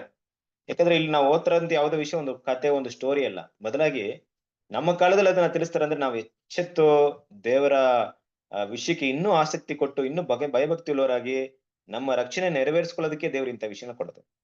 ಅದರಲ್ಲಿ ಕೂಡ ನಾವು ನೋಡುವಂತ ಟಾಪಿಕ್ ಅಲ್ಲಿ ದಾನಿಯೇಲ್ ಬಗ್ಗೆ ತಗೊಂಡಾಗ ನೋಡಿ, ದಾನಿಯೇಲ್ ನಮ್ಗೆ ಒಂದು ದೊಡ್ಡ ಎಕ್ಸಾಂಪಲ್ ಅಲ್ಲಿ. ದಾನಿಯೇಲ್ ಏನ್ ಮಾಡ್ತಿದ್ರು ಅಂದ್ರೆ ದಾನಿಯೇಲ್ಗೆ ದೇವ್ರು ತುಂಬಾ ವಿಷಯಗಳನ್ನ ಕೊಡ್ತಿದ್ರು. ಅಂದ್ರೆ ಟಗರು, ಮೇಕೆ ಇದೆಲ್ಲ ಕೊಟ್ಟಿದ್ರು ಕೂಡ ಅದಕ್ಕಿಂತ ಹೆಚ್ಚಾಗಿ ತನ್ನ ಜನರ ಮೇಲೆ ತುಂಬಾ ಆಸಕ್ತಿ ಉಳ್ಳವರಾಗಿದ್ರು. ಸೊ ದೇವ್ರ ಮಕ್ಳು ಇವತ್ತು ನಾವು ಈ ಒಂದು ಪಾಠ ನೋಡಿ, ಲೆಸನ್ ಯಾವ ರೀತಿ ಇದೆ. ಮುಂದೆ ಬರುವಂತ ವಿಷಯಗಳು ಏನೇ ಇದ್ರು ಕೂಡ ಅದು ದೇವರ ಪ್ರವಾದನೆ ಅಂತ ಖಂಡಿತವಾಗಿ ತಿಳ್ಕೊಳ್ಳೋದು ಪ್ರಯೋಜನವಾಗಿದ್ರು ಕೂಡ ಹೆಚ್ಚಾಗಿ ನಾವು ನಮ್ಮ ರಕ್ಷಣೆ ಮತ್ತು ನಮ್ಮ ಸಹೋದರರ ರಕ್ಷಣೆ ಕುರಿತು ತುಂಬಾ ಕಾಳಜಿ ವಹಿಸುವವರಾಗಿರ್ಬೇಕು. ದಾನಿಯೇಲ್ ಕೂಡ ಹಾಗೆ ಇದ್ರು ಕೂಡ. ಯಾವ ರೀತಿಯಲ್ಲಿ ಅಂದ್ರೆ ದಾನಿಯೇಲ್ 70 ವರ್ಷಗಳ ಬಗ್ಗೆ ತುಂಬಾ ಇಂಪಾರ್ಟೆಂಟ್ ಕೊಡ್ತಾ ಇದ್ರು.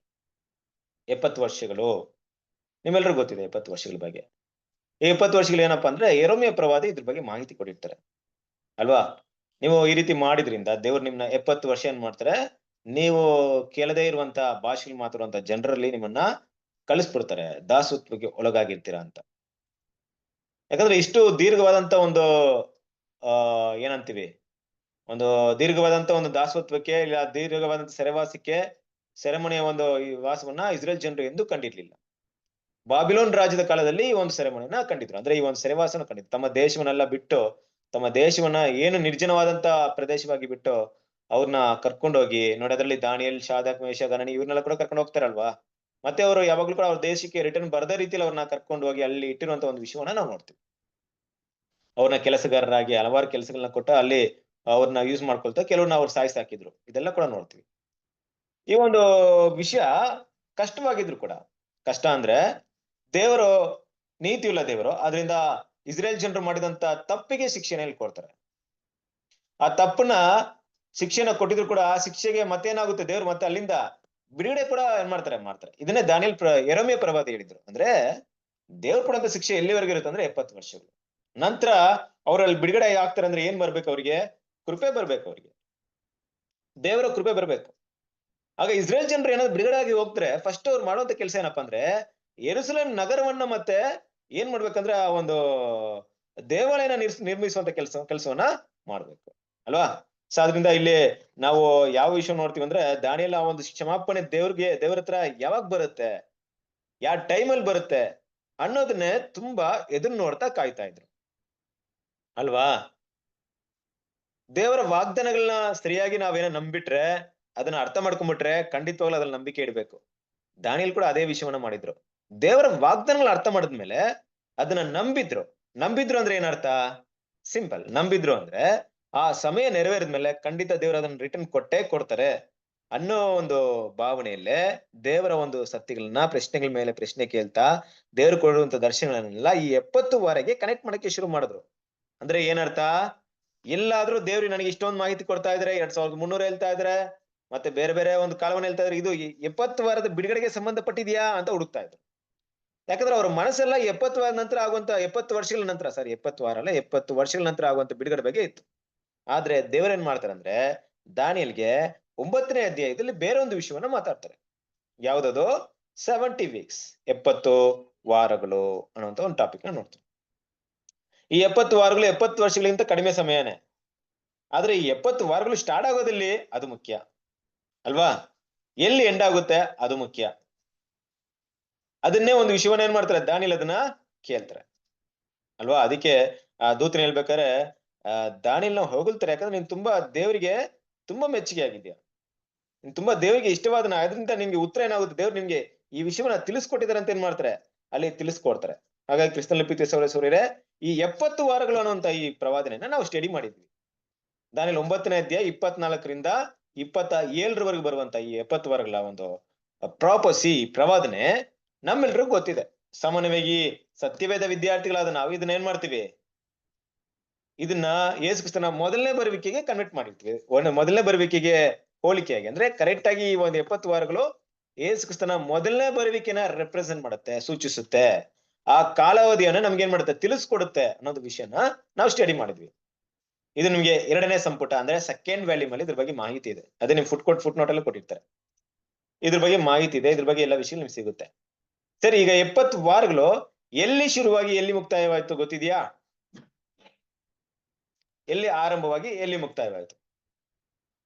ಯಾಕಂದ್ರೆ ಇಲ್ಲಿ ಟೈಮ್ ಪೀರಿಯಡ್ ತುಂಬಾ ಜಾಸ್ತಿ ಇರೋದ್ರಿಂದ ಕನ್ಫ್ಯೂಷನ್ ಆಗೋದ್ ಬೇಡ. ಯಾಕೆ ಈ 70 ವಾರಗಳ ಬಗ್ಗೆ ಮಾತಾಡಕ್ ಹೋಗ್ತಾ ಇದೀವಿ ಅನ್ನೋದು ತುಂಬಾ ಮುಖ್ಯ. ನೋಡ್ರಿ, ನಾವ್ ಇಲ್ಲಿವರೆಗೆ ನೋಡಿದಂತ ಟಾಪಿಕ್ ಅಲ್ಲಿ ದಾನಿಯೇಲ್ ಇಸ್ರೇಲ್ ಜನರ ಬಿಡುಗಡೆಗೋಸ್ಕರ ವೇಟಿಂಗ್ ಅಲ್ಲಿ ಇದಾರೆ. ಆದ್ರೆ ದೇವರು ಆ ಸಮಯವನ್ನ ಹೇಳ್ದೆ 70 ವಾರಗಳ ಒಂದು ಪ್ರವಾದನೆ ತಿಳಿಸ್ಕೊಡ್ತಾರೆ. ಆಗ ದಾನಿಯೇಲ್ಗೆ ಏನ್ ಬರುತ್ತೆ ಮೈಂಡ್ ಅಲ್ಲಿ, ಓಹೋ ದೇವ್ರು ಈ ಸಮಯದಲ್ಲಿ ಇದನ್ನೇನೋ ಮಾಡ್ತಾರೆ, ಮತ್ತೆ ಏನ್ ಮಾಡ್ತಾರೆ, ಯೆರೂಸಲೇಮ್ ನಾಳೆ ಕಟ್ಟಲ್ಪಡುತ್ತೆ. ನೋಡ್ರಿ, ನೀವ್ ಬೇಕಾದ್ರೆ ವಾಕ್ಯವನ್ನ ಓದ್ ನೋಡ್ರಿ. ದಾನಿಯೇಲ್ 9ನೇ ಅಧ್ಯಾಯ 24ರಿಂದ 27 ಓದಿ ನೋಡೋಣ.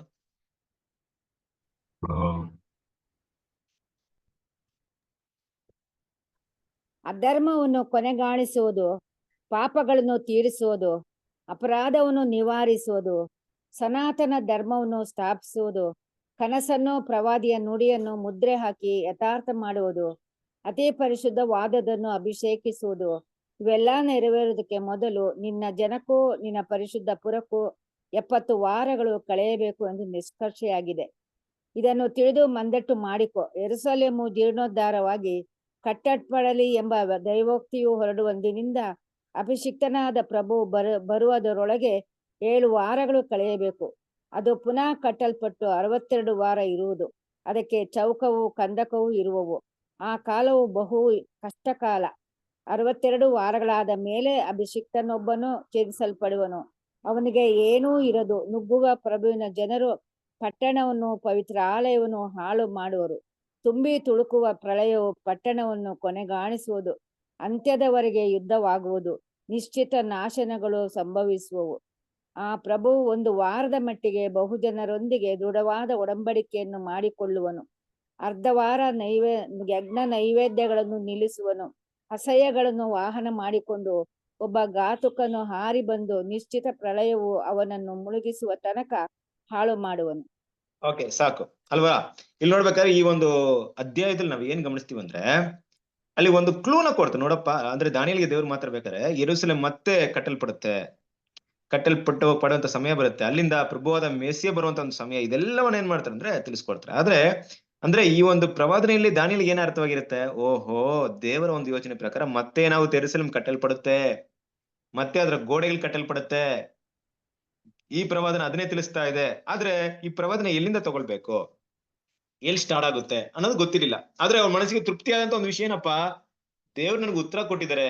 ಯೆರೂಸಲೇಮ್ ನಗರ ಮತ್ತೇನಾಗುತ್ತೆ, ಪುನಃ ನಿರ್ಮಿಸಲ್ಪಡುತ್ತೆ, ಆ ಗೋಡೆಗಳು ಮತ್ತೆ ಕಟ್ಟಲ್ಪಡುತ್ತೆ ಅನ್ನುವಂತ ಒಂದು ವಿಷಯ ಕೇಳಿದಾಗ ದಾನಿಯೇಲನಿಗೆ ತುಂಬಾ ಸಂತೋಷವಾಯ್ತು. ಹೌದು, ಈ ವಿಷಯ ನಡೀತೆ, ಖಂಡಿತವಾಗಿ ನಡೀತೆ. ಯಾಕೆ ಈ ವಿಷಯವನ್ನ ದೇವ್ರು ಕೇಳಿದ್ರು? ಯಾಕೆ ಈ ವಿಷಯವನ್ನ ಕೇಳಿದ್ರು ಅಂದ್ರೆ, ಕ್ರಿಸ್ತನ ಪ್ರೀತಿ ಸಹೋದರರೇ, ಅದನ್ನೇ ಇಲ್ಲಿ ಮುಖ್ಯವಾಗಿ ಅರ್ಥ ಮಾಡ್ಕೊಬೇಕು. ಈ ರೀತಿಯಾಗಿ ದಾನಿಯೇಲ ದೇವ್ರ ಹತ್ರ ಪ್ರಾರ್ಥನೆ ಮಾಡೋದಕ್ಕೆ ಕಾರಣವೇನು ಅಂದ್ರೆ, ಅವ್ರ ಮನಸ್ಸಲ್ಲಿ ಏನೋ ಒಂದು ವಿಷಯಗಳು ಬಂದಿದೆ. ಅದರಿಂದ ಏನ್ ಮಾಡಿದ್ರೆ, ಈ ವಿಷಯದ ಕುರಿತು ಮಾತಾಡ್ತಾ ಇದ್ರೆ. ಯಾವ ವಿಷಯದ ಕುರಿತು? ಅವರ ಮನಸ್ಸಿನಲ್ಲಿದ್ದಂತ ಒಂದು ಪ್ರಶ್ನೆ ಏನಪ್ಪಾ ಅಂದ್ರೆ, ಯಾವಾಗ ಯೆರೂಸಲೇಮ್ಗೆ ಬಿಡುಗಡೆ ಆಗುತ್ತೆ ಅಷ್ಟೇ ಬೇಕಾಗಿರೋದು. ಆದ್ರೆ ದೇವ್ರು ಹಲವಾರು ಸಮಯವನ್ನ ತಿಳಿಸ್ಕೊಡ್ತಾ ಇದ್ದಾರೆ ದಾನಿಯೇಲನಿಗೆ. ಆದ್ರೆ ದಾನಿಯೇಲ ಏನ್ ಮಾಡ್ತಾ ಇದಾರೆ ಅಂದ್ರೆ, ಮತ್ತೆ ದೇವ್ರ ಹತ್ರ ಭಿನ್ನಹ ಮಾಡ್ತಾರೆ. ದೇವ್ರೇ ಯಾವಾಗ ಕೊಡ್ತೀರಾ? ಯೆರೆಮೀಯ ಮಾತು ಹೇಳಿದ್ರಲ್ಲ, ಯಾವಾಗ ಕೊಡ್ತೀರಾ ಅಂದ್ಬಿಟ್ಟು. ಅಂದ್ರೆ ಇದಕ್ಕಿಂತ ಮೊದ್ಲು ಏನೋ ಘಟನೆ ನಡೆದಿದೆ. ಏನ್ ಘಟನೆ ನಡೆದಿದೆ? ನಾವು ಓದಿರೋಂತ ಒಂದು ವಿಷಯ 9ನೇ ಅಧ್ಯಾಯ ಅಂದ್ರೆ, ಏನೋ ವಿಷಯ ನಡೆದಿರೋದು 8ನೇ ಅಧ್ಯಾಯದಲ್ಲಿ. ಏನ್ 8ನೇ ಅಧ್ಯಾಯದಲ್ಲಿ ನಡೆದಿರ್ಬೇಕು? ವಾಕ್ಯ ಕಂಟಿನ್ಯೂ ಮಾಡಿ ಪಾಠನ.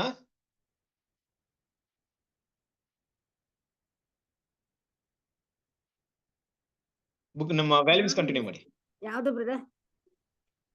ದಾನಿಯೇಲನು ಪೇಜ್ ನಂಬರ್ 57 ಅಲ್ಲೇ ಸ್ಕ್ರೀನ್ ಅಲ್ಲಿ ಹಾಕಿದಿನಲ್ಲ, ಕಂಟಿನ್ಯೂ ಪಾಠ. ದಾನಿಯೇಲನು ತಾನು ಬಾಬೇಲಿನ ಗುಲಾಮತ್ವದ 70 ವರ್ಷಗಳು ಮುಂದಕ್ಕೆ ಹಾಕಲ್ಪಡುತ್ತದೆಂದು ತಪ್ಪಾಗಿ ಅರ್ಥ ಮಾಡಿಕೊಂಡಿದ್ದ 2300 ದಿನಗಳ ಕುರಿತಾದ ಈ ಕನಸಿನ ಬಗ್ಗೆ ಪ್ರಾರ್ಥಿಸುತ್ತಿರಲು ದೇವರು ದಾನಿಯೇಲನ ಬಳಿಗೆ ವಿವರಣೆ ನೀಡುವಂತೆ ಗಬ್ರಿಯೇಲ ದೂತನನ್ನು ಕಳುಹಿಸಿದನು. ದಾನಿಯೇಲ 9:21-27.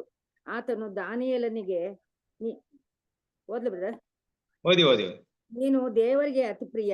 ಈ ದೈವೋಕ್ತಿಯನ್ನು ಯೋಚಿಸು, ಈ ದರ್ಶನವನ್ನು ಗ್ರಹಿಸಿಕೊ.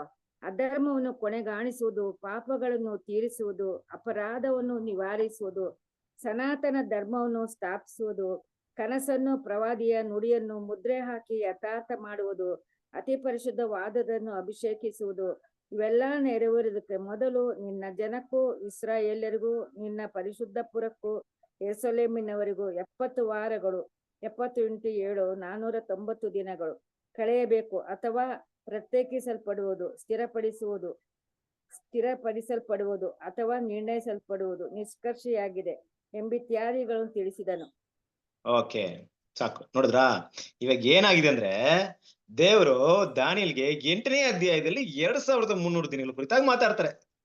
ಇವಾಗ ದಾನಿಯೇಲನಿಗೆ ಏನಾಗ್ಬಿಡ್ತು, ಓಹೋ, ಈ ಯೆರೂಸಲೇಮ್ಗೆ ಮತ್ತೆ ಬಿಡುಗಡೆ ಹೊಂದುವಂತ ವಿಷಯ ಇರ್ಬೋದು, ಮತ್ತೆ ದೇವಾಲಯ ಕಟ್ಟಲ್ಪಡುವಂತ ವಿಷಯ ಇರ್ಬೋದು, ಅದು ತುಂಬಾ ದೇವ್ರು ಮುಂದೆ ಹಾಕ್ಬಿಟ್ಟಿದ್ದಾರೆ ಏನೋ, ಅದ್ ಯಾಕೆ ನಡೀಲಿಲ್ಲ, ಅದನ್ನ ದೇವ್ರು ತಲ್ಲಾಕ್ಬಿಟ್ಟಿದಾರ, ಇಲ್ಲೊಂದು 2300 ದಿನಗಳ ಬಗ್ಗೆ ಮಾತಾಡ್ತಾ ಇದಾರೆ, ಇದು ಯಾವ ಸಮಯ ಅಂತ ಗೊತ್ತಾಗ್ತಿಲ್ಲ. ಅಂದ್ರೆ ಮತ್ತೆ ನಮ್ಗೆ ಬಿಡುಗಡೆ ಬರಲ್ವಾ, ನಾವು ಯೆರೂಸಲೇಮ್ ಮತ್ತೆ ತಿರುಗಿ ಹೋಗಲ್ವಾ, ಮತ್ತೆ ದೇವಾಲಯ ಕಟ್ಟಲ್ಪಡಲ್ವಾ ಅನ್ನುವಂತ ಹಲವಾರು ಪ್ರಶ್ನೆ ಮನಸ್ಸಲ್ಲಿ ಉಟ್ಕೊಂಡ್ಬಿಡ್ತು. ಅಂದ್ರೆ ನಾವು ಓದ್ತಾ ಇರುವಂತ ಟಾಪಿಕ್ ಪವಿತ್ರಾಲಯದ ಶುದ್ಧೀಕರಣ ಅನ್ನುವಂತ ಟಾಪಿಕ್ ಅಲ್ಲಿ 2300 ದಿನಗಳ ಕುರಿತಾದ ಪ್ರವಾದನೆ ಇರೋದು 8ನೇ ಅಧ್ಯಾಯದಲ್ಲಿ. ಇದನ್ನ ದೇವರು ತಿಳಿಸಿದ್ಮೇಲೆ ದಾನಿಯೇಲ ಮನಸ್ಸಿಗೆ ಈ 2300 ದಿನಗಳು ಎಲ್ಲೋ ಒಂದ್ ಕಡೆ ಇರ್ಲಿ, ಆದ್ರೆ ದೇವ್ರು ಹೇಳಿದಂತೆ 70 ವರ್ಷಗಳು ಮುಕ್ತಾಯವಾಯ್ತಲ್ಲ, ಅದು ಯಾಕೆ ಬಿಡುಗಡೆ ಮಾಡ್ಲಿಲ್ಲ ನಮ್ಗೆ ಅನ್ನುವಂತ ಒಂದು ವಿಷಯ ಬಂದಾಗ ಅದನ್ನ 9ನೇ ಅಧ್ಯಾಯದಲ್ಲಿ ಏನ್ ಮಾಡ್ತಾರೆ? ಪ್ರಾರ್ಥನೆ ಮಾಡ್ತಾರೆ. ಅವಾಗ ದೇವ್ರ ಏನ್ ಮಾಡ್ತಾರೆ ಅವರಿಗೆ, ಹೌದಪ್ಪ, ಕರೆಕ್ಟ್, ನೀನ್ ಕೇಳಿದ್ ಕರೆಕ್ಟ್, ಅದೇ ಸಮಯವನ್ನು ಹೇಳ್ತೀನಿ ಕೇಳೋ, 70 ವಾರಗಳಿದೆ, ಅಲ್ಲಿ ಏನಾಗುತ್ತೆ ಇದೆಲ್ಲ ನಡೆಯುತ್ತೆ ಅನ್ನೋಂಥ ವಿಷಯವನ್ನ ಇಲ್ಲಿ ಹೇಳ್ತಾರೆ. ಅದಕ್ಕೆ ಏನ್ ಮಾಡ್ತೀವಿ ಅಂದ್ರೆ, ದಾನಿಯೇಲ 9ನೇ ಅಧ್ಯಾಯ 21 ಓದ್ಬೇಕಾದ್ರೆ ದೇವರಿಗೆ ಏನ್ ಮಾಡ್ತಾರೆ, ನೀನು ಅತಿ ಪ್ರಿಯನೋ, ದೈವೋಕ್ತಿಯನ್ನು ಯೋಚಿಸು, ದರ್ಶನ ಗ್ರಹಿಸಿಕೋ, ಅಧರ್ಮವನ್ನು ಗುಣಗಡಿಸುವುದು, ಪಾಪವನ್ನು ತಿರುಗಿಸುವುದು, ಅಪರಾಧ ನಿವಾರಿಸುವುದು, ಸನಾತನ ಧರ್ಮವನ್ನು ಸ್ಥಾಪಿಸಿತು ಅಂತ ಇದೆಲ್ಲದಕ್ಕೆ ಏನಾಗುತ್ತೆ, ಇಷ್ಟು ಸಮಯ ತಗೊಳುತ್ತೆ. ಯೆರೂಸಲೇಮ್ ಮತ್ತೆ ಕಟ್ಟಲ್ಪಡುತ್ತೆ, ಯೆರೂಸಲೇಮ್ನ ಪೌಳಿಗೋಡೆಯಲ್ಲಿ ಕಟ್ಟಲ್ಪಡುತ್ತೆ ಅಂತ ಎಲ್ಲಾ ವಿಷಯಗಳನ್ನ ಏನ್ ಮಾಡ್ತಾರೆ, ಮಾಹಿತಿ ಕೊಟ್ಕೊಂಡ್ ಬರ್ತಾ ಇರ್ತಾರೆ. ದೇವಾಲಯ ಕಟ್ಟಲ್ಪಡೋದು, ಅದರ ಪೌಳಿಗೋಡೆ ಕಟ್ಟಲ್ಪಡೋದು ಎರಡು ಬೇರೆ ಬೇರೆ. ಆಲಯವನ್ನು ಕಟ್ಟಲ್ಪಡೋದು ಬೇರೆ, ಗೋಡೆಗಳು ಅಂದ್ರೆ ವಾಲ್ ಆಫ್ ಜೆರೂಸಲೇಮ್ ಅದು ಕಟ್ಟಲ್ಪಡೋದು ಬೇರೆ. ಬಟ್ ಇಲ್ಲಿ ಕನ್ಫ್ಯೂಷನ್ ಮಾಡ್ಕೊಬಾರ್ದು. ದೇವ್ರು ಅಂದ್ರೆ ಈ ಒಂದು ಪ್ರವಾದನೆಯಲ್ಲಿ ಏನ್ ಹೇಳಕ್ ಇಷ್ಟಪಡ್ತಿದ್ದಾರೆ ಅಂದ್ರೆ, ಯೆರೂಸಲೇಮ್ ಮತ್ತೆ ಪುನಃಸ್ಥಾಪನೆ ಆಗುತ್ತೆ, ಅದು 70 ವಾರ ಅಂತ ಹೇಳ್ಬಿಟ್ರು. ಈ 70 ವಾರ ಲೆಕ್ಕ ಮಾಡಿದಾಗ ಎಷ್ಟು ವರ್ಷ, ವರ್ಷದಲ್ಲಿ ಲೆಕ್ಕ ಮಾಡಿದಾಗ ಎಷ್ಟು, 1.5 ವರ್ಷ ಹತ್ತತ್ರ ಇರುತ್ತೆ ಅಷ್ಟೇ. ಕರೆಕ್ಟ್ ಅಲ್ವಾ? ಒಂದ್ ವೇಳೆ ದಾನಿಯಲ್ಲಿ ಈ ರೀತಿ ಅರ್ಥ ಮಾಡ್ಕೊಂಡ್ರು ಕೂಡ 1.5 ವರ್ಷ ಇಲ್ಲ, ಇನ್ನೂ ಕೂಡ ಯಾವ್ದೋ ಒಂದು ಸಮಯದಿಂದ ಅರ್ಥ ಮಾಡ್ಕೊಂಡ್ರು ಕೂಡ ಏನು ತಪ್ಪಾಗಲ್ಲ. ಆದ್ರೆ ಅಲ್ಲಿ ಸಿಗ್ದಿರೋಂತ ಒಂದು ಕ್ಲೂ ಏನ್ ಗೊತ್ತಾ, ಆ 1.5 ವರ್ಷ ಇಲ್ವೇ 70 ವಾರಗಳನ್ನ ಎಲ್ಲಿ ಸ್ಟಾರ್ಟ್ ಮಾಡ್ಬೇಕು ಅನ್ನೋದು ಗೊತ್ತಿಲ್ಲ, ಎಲ್ಲಿಂದ ಲೆಕ್ಕ ಮಾಡ್ಬೇಕಂತ ದಾನಿಯಲ್ಗಲ್ಲಿ ಕ್ಲಿಯರ್ ಆಗಿ ಗೊತ್ತಿರ್ಲಿಲ್ಲ. ಆದ್ರೂ ಕೂಡ ಮನಸ್ಸಲ್ಲಿ ಸಂತೋಷವಾದಂತ ವಿಷಯ ಏನು, ಆಯ್ತಪ್ಪ ಕೊನೆಗಂತೂ ದೇವ್ರು ಉತ್ತರ ಕೊಟ್ರು, ಯೆರೂಸಲೇಮ್ ಕಟ್ಟಲ್ಪಡುತ್ತೆ, ಅದರ ಒಂದು ಪೌಳಿಗೋಡೆ ಕಟ್ಟಲ್ಪಡುತ್ತೆ, ಆಲಯ ಕಟ್ಟಲ್ಪಡುತ್ತೆ, ಸಂತೋಷಪ್ಪ, ಮತ್ತೆ ಜನ ಹೋಗ್ತಾರಂತ ನನಗೆ ಭರವಸೆ ಸಿಕ್ಕಿದೆ. ಅತಿ ಬೇಗನೆ ಹೋಗ್ಬಿಡ್ತಾರೆ, ತುಂಬಾ ಸಮಯ ಏನು ತಗೊಳಲ್ಲ, ತುಂಬಾ ಬೇಗನೆ ನಡೆಯುತ್ತೆ ಅನ್ನೋಂಥ ವಿಷಯ ಏನಾಯ್ತು, ದಾನಿಯಲ್ ಮನಸ್ಸಿಗೆ ತೃಪ್ತಿ ಕೊಟ್ಟಿದ್ದೆ ಆಯ್ತು. ಅಂದ್ರೆ ಅವ್ರ ಮನಸ್ಸಿಗೆ ಸ್ವಲ್ಪ ಸಂತೋಷ ಕೊಡ್ತು. ಆದ್ರೆ ಈಗ ನಮ್ಮ ಪ್ರಶ್ನೆ ಏನಪ್ಪಾ ಅಂದ್ರೆ, ಮತ್ತೆ ದೇವರು 2300 ದಿನಗಳ ಕುರಿತು ಯಾಕೆ ಮಾತಾಡಿದ್ರು, ಮತ್ತೆ 70 ವಾರಗಳನ್ನ ಯಾಕೆ ಇಲ್ಲಿ ಮಾತಾಡ್ತಾ ಇದಾರೆ? 70 ವಾರಗಳಿಗೂ 2300 ದಿನಗಳಿಗೂ ಏನ್ ಸಂಬಂಧ ಇದೆ ಅಲ್ವಾ? ನೋಡ್ರಿ ಕ್ರಿಸ್ತನಲ್ಲಿ ಪ್ರೀತಿಯ ಸೌರ ಕೊನೆಯದ ಒಂದು ವಿಷಯದಲ್ಲಿ ಪಾಠವನ್ನು ಮುಗಿಸೋಣ. ಈ ಒಂದು ವಿಷಯನ ದೇವ್ರು ಎಷ್ಟು ಜ್ಞಾನವಾಗಿ ಮಾತಾಡ್ಬೇಕಂದ್ರೆ, ಕೇಳ್ತಾ ಇರುವಂತ ದಾನಿಯಲ್ಗೆ ಅರ್ಥ ಆಗ್ಬೇಕು, 2000 ವರ್ಷಗಳ ಕಳೆದು ಬರುವಂತ ದೇವ್ರ ಮಕ್ಳು ಅರ್ಥ ಆಗ್ಬೇಕು, ಆ ರೀತಿ ಮಾತಾಡ್ಬೇಕು. ಅದನ್ನೇ ದೇವ್ರು ಇಲ್ಲಿ ಮಾಡಿರೋಂತ ವಿಷಯ. ಅವ್ರು ಕೂಡ ನಿರಾಸೆ ಆಗ್ಬಾರ್ದು, ಅವ್ರು ಬೇಕಾಗಿರೋಂತ ವಿಷಯ ಕೂಡ ಆ ಒಂದು ಪ್ರವಾದನೆಯಲ್ಲಿ ಉತ್ತರ ಇರಬೇಕು. ಅದೇ ರೀತಿಯಲ್ಲಿ ಲೋಕದ ಅಂತ್ಯದಲ್ಲಿ, ಯುಗದ ಅಂತ್ಯದಲ್ಲಿ ಜೀವನ ಮಾಡ್ತಿರುವಂತ ನಮಗೂ ಕೂಡ ಅದ್ರಲ್ಲಿ ಸತ್ಯ ಹೇಳಲ್ಪಡ್ಬೇಕು. ಯಾಕಂದ್ರೆ ಮುಖ್ಯವಾಗಿ ಅಲ್ಲಿ ತಿಳಿಸಲ್ಪಡುವಂತ ಸತ್ಯ ನಮಗೋಸ್ಕರನೇ. ಆದ್ರೆ ಅವರು ಕೂಡ ನಿರಾಶೆ ಆಗದಲ್ಲಿ ಉತ್ತರವನ್ನ ಕೊಟ್ಟಿದ್ದಾರೆ. ಆದ್ರೂ ಕೂಡ ಎಷ್ಟು ಜ್ಞಾನವಾಗಿ ಉತ್ತರ ಕೊಟ್ಟಿದ್ದಾರೆ ಅನ್ನೋದು ನೋಡೋಣ. ಈ 70 ವಾರ ಮತ್ತೆ 2300 ದಿನಗಳಿಗೂ ಇರುವಂತ ಸಂಬಂಧವೇನು ಅನ್ನುವಂತ ವಿಷಯವನ್ನ ದೇವರಿಗೆ ಚಿತ್ತವಾದ್ರೆ ಮುಂದಿನ ವಾರಗಳಲ್ಲಿ ಏನ್ ಮಾಡೋಣ, ಇದನ್ನ ಸ್ವಲ್ಪ ಡೀಪ್ ಆಗಿ ಸುದೀರ್ಘವಾಗಿ ಏನ್ ಮಾಡೋಣ, ಸ್ಟಡಿ ಮಾಡಕ್ಕೆ ಪ್ರಯತ್ನ ಪಡೋಣ. ದೇವ್ರು ನಮ್ಗೆ ಜ್ಞಾನ ಕೊಡ್ಲಿ. ಯಾಕಂದ್ರೆ ಪ್ರವಾದನೆನೇ ಟಫ್, ಅದರಲ್ಲಿ ಕ್ರೊನಾಲಜಿಕಲ್ ಪ್ರವಾದನೆ ಅಂದ್ರೆ ಇನ್ನೂ ಟಫ್. ಅದನ್ನ ಕ್ಲೀನ್ ಆಗಿ ಅರ್ಥ ಮಾಡ್ಕೊಬೇಕು ಅಲ್ವಾ? ಅವಾಗ ನಮ್ಮ ನಂಬಿಕೆ ಹೆಚ್ಚುತ್ತೆ. ಏನಪ್ಪಾ ಅಂದ್ರೆ, ನಂಬಿಕೆ ಯಾವ ರೀತಿ ಹೆಚ್ಚುತ್ತೆ ಗೊತ್ತಾ, ಈ ವಿಷಯ ನಡೆಯುತ್ತೆ ಅನ್ನೋದಕ್ಕಿಂತ ಹೆಚ್ಚಾಗಿ ಇದೇ ದಿನ ಇದೇ ಸಮಯದಲ್ಲಿ ಈ ವಿಷಯ ನಡೆಯುತ್ತೆ ಅಂದಾಗ, ವಿಷಯ ಅದೇ ಸಮಯ ಅದೇ ದಿನದಲ್ಲಿ ನಡೆದಾಗ ಹೆಂಗಿರುತ್ತೆ ನಮ್ಮ ನಂಬಿಕೆ ದೇವ್ರ ಮೇಲೆ. ದೇವರು ಸುಮ್ನೆ ಅಲ್ಲ, ಎಲ್ಲಾನು ಕೂಡ ಸರಿಯಾದ ಸಮಯದಲ್ಲಿ ಮಾಡ್ತಾನಂತ ನಂಬಿಕೆ ಬರುತ್ತೆ. ಈ ಕಾಲ ಪ್ರವಾದನೆಗಳು ಹಾಗೆ, ದೇವ್ರು ಏನ್ ಹೇಳಿದಾರೋ ನಡೆಯುತ್ತೆ ಅಂತ ಮಾತ್ರ ಹೇಳಿಲ್ಲ, ಈ ಸಮಯದಲ್ಲೇ ನಡೆಯುತ್ತೆ ಅಂತ ಕೂಡ ಹೇಳಿದ್ದಾರೆ. ಅದು ನೆರವೇರಿದೆ ಕೂಡ. ಅದನ್ನ ಸ್ಟಡಿ ಮಾಡಿದಾಗ ನಮ್ಮ ನಂಬಿಕೆ ಖಂಡಿತವಾಗ್ಲೂ ಹೆಚ್ಚುತ್ತೆ. ಬರುವಂತ ದಿನಗಳಲ್ಲಿ ಇದ್ರ ಬಗ್ಗೆ ಇರುವಂತಹ ಹಲವಾರು ವಿಷಯಗಳನ್ನ ಸ್ಟಡಿ ಮಾಡೋಣ. ದೇವರು ಈ ಪಾಠವನ್ನ ಆಶೀರ್ವದಿಸಲಿ. ಕೊನೆಯದಾಗಿ ನಾವು ಪ್ರಾರ್ಥನೆ ಮಾಡಿ ಮುಗಿಸೋಣ. ನಮ್ಮದಿರುವಂತ ರವಿ ಬ್ರದರ್ ಪ್ರಾರ್ಥನೆ ಮಾಡ್ತೀರಾ?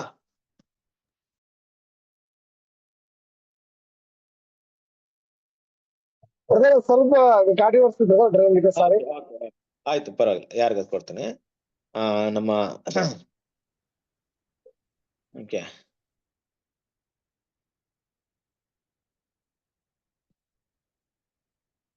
ಸರಿ, ಎಲ್ಲೊಬ್ಬರ ಪ್ರಾರ್ಥನೆ ಮಾಡ್ಬಿಡಿ. ಪ್ರಾರ್ಥನೆ ಮಾಡಿಕೊಳ್ಳೋಣ.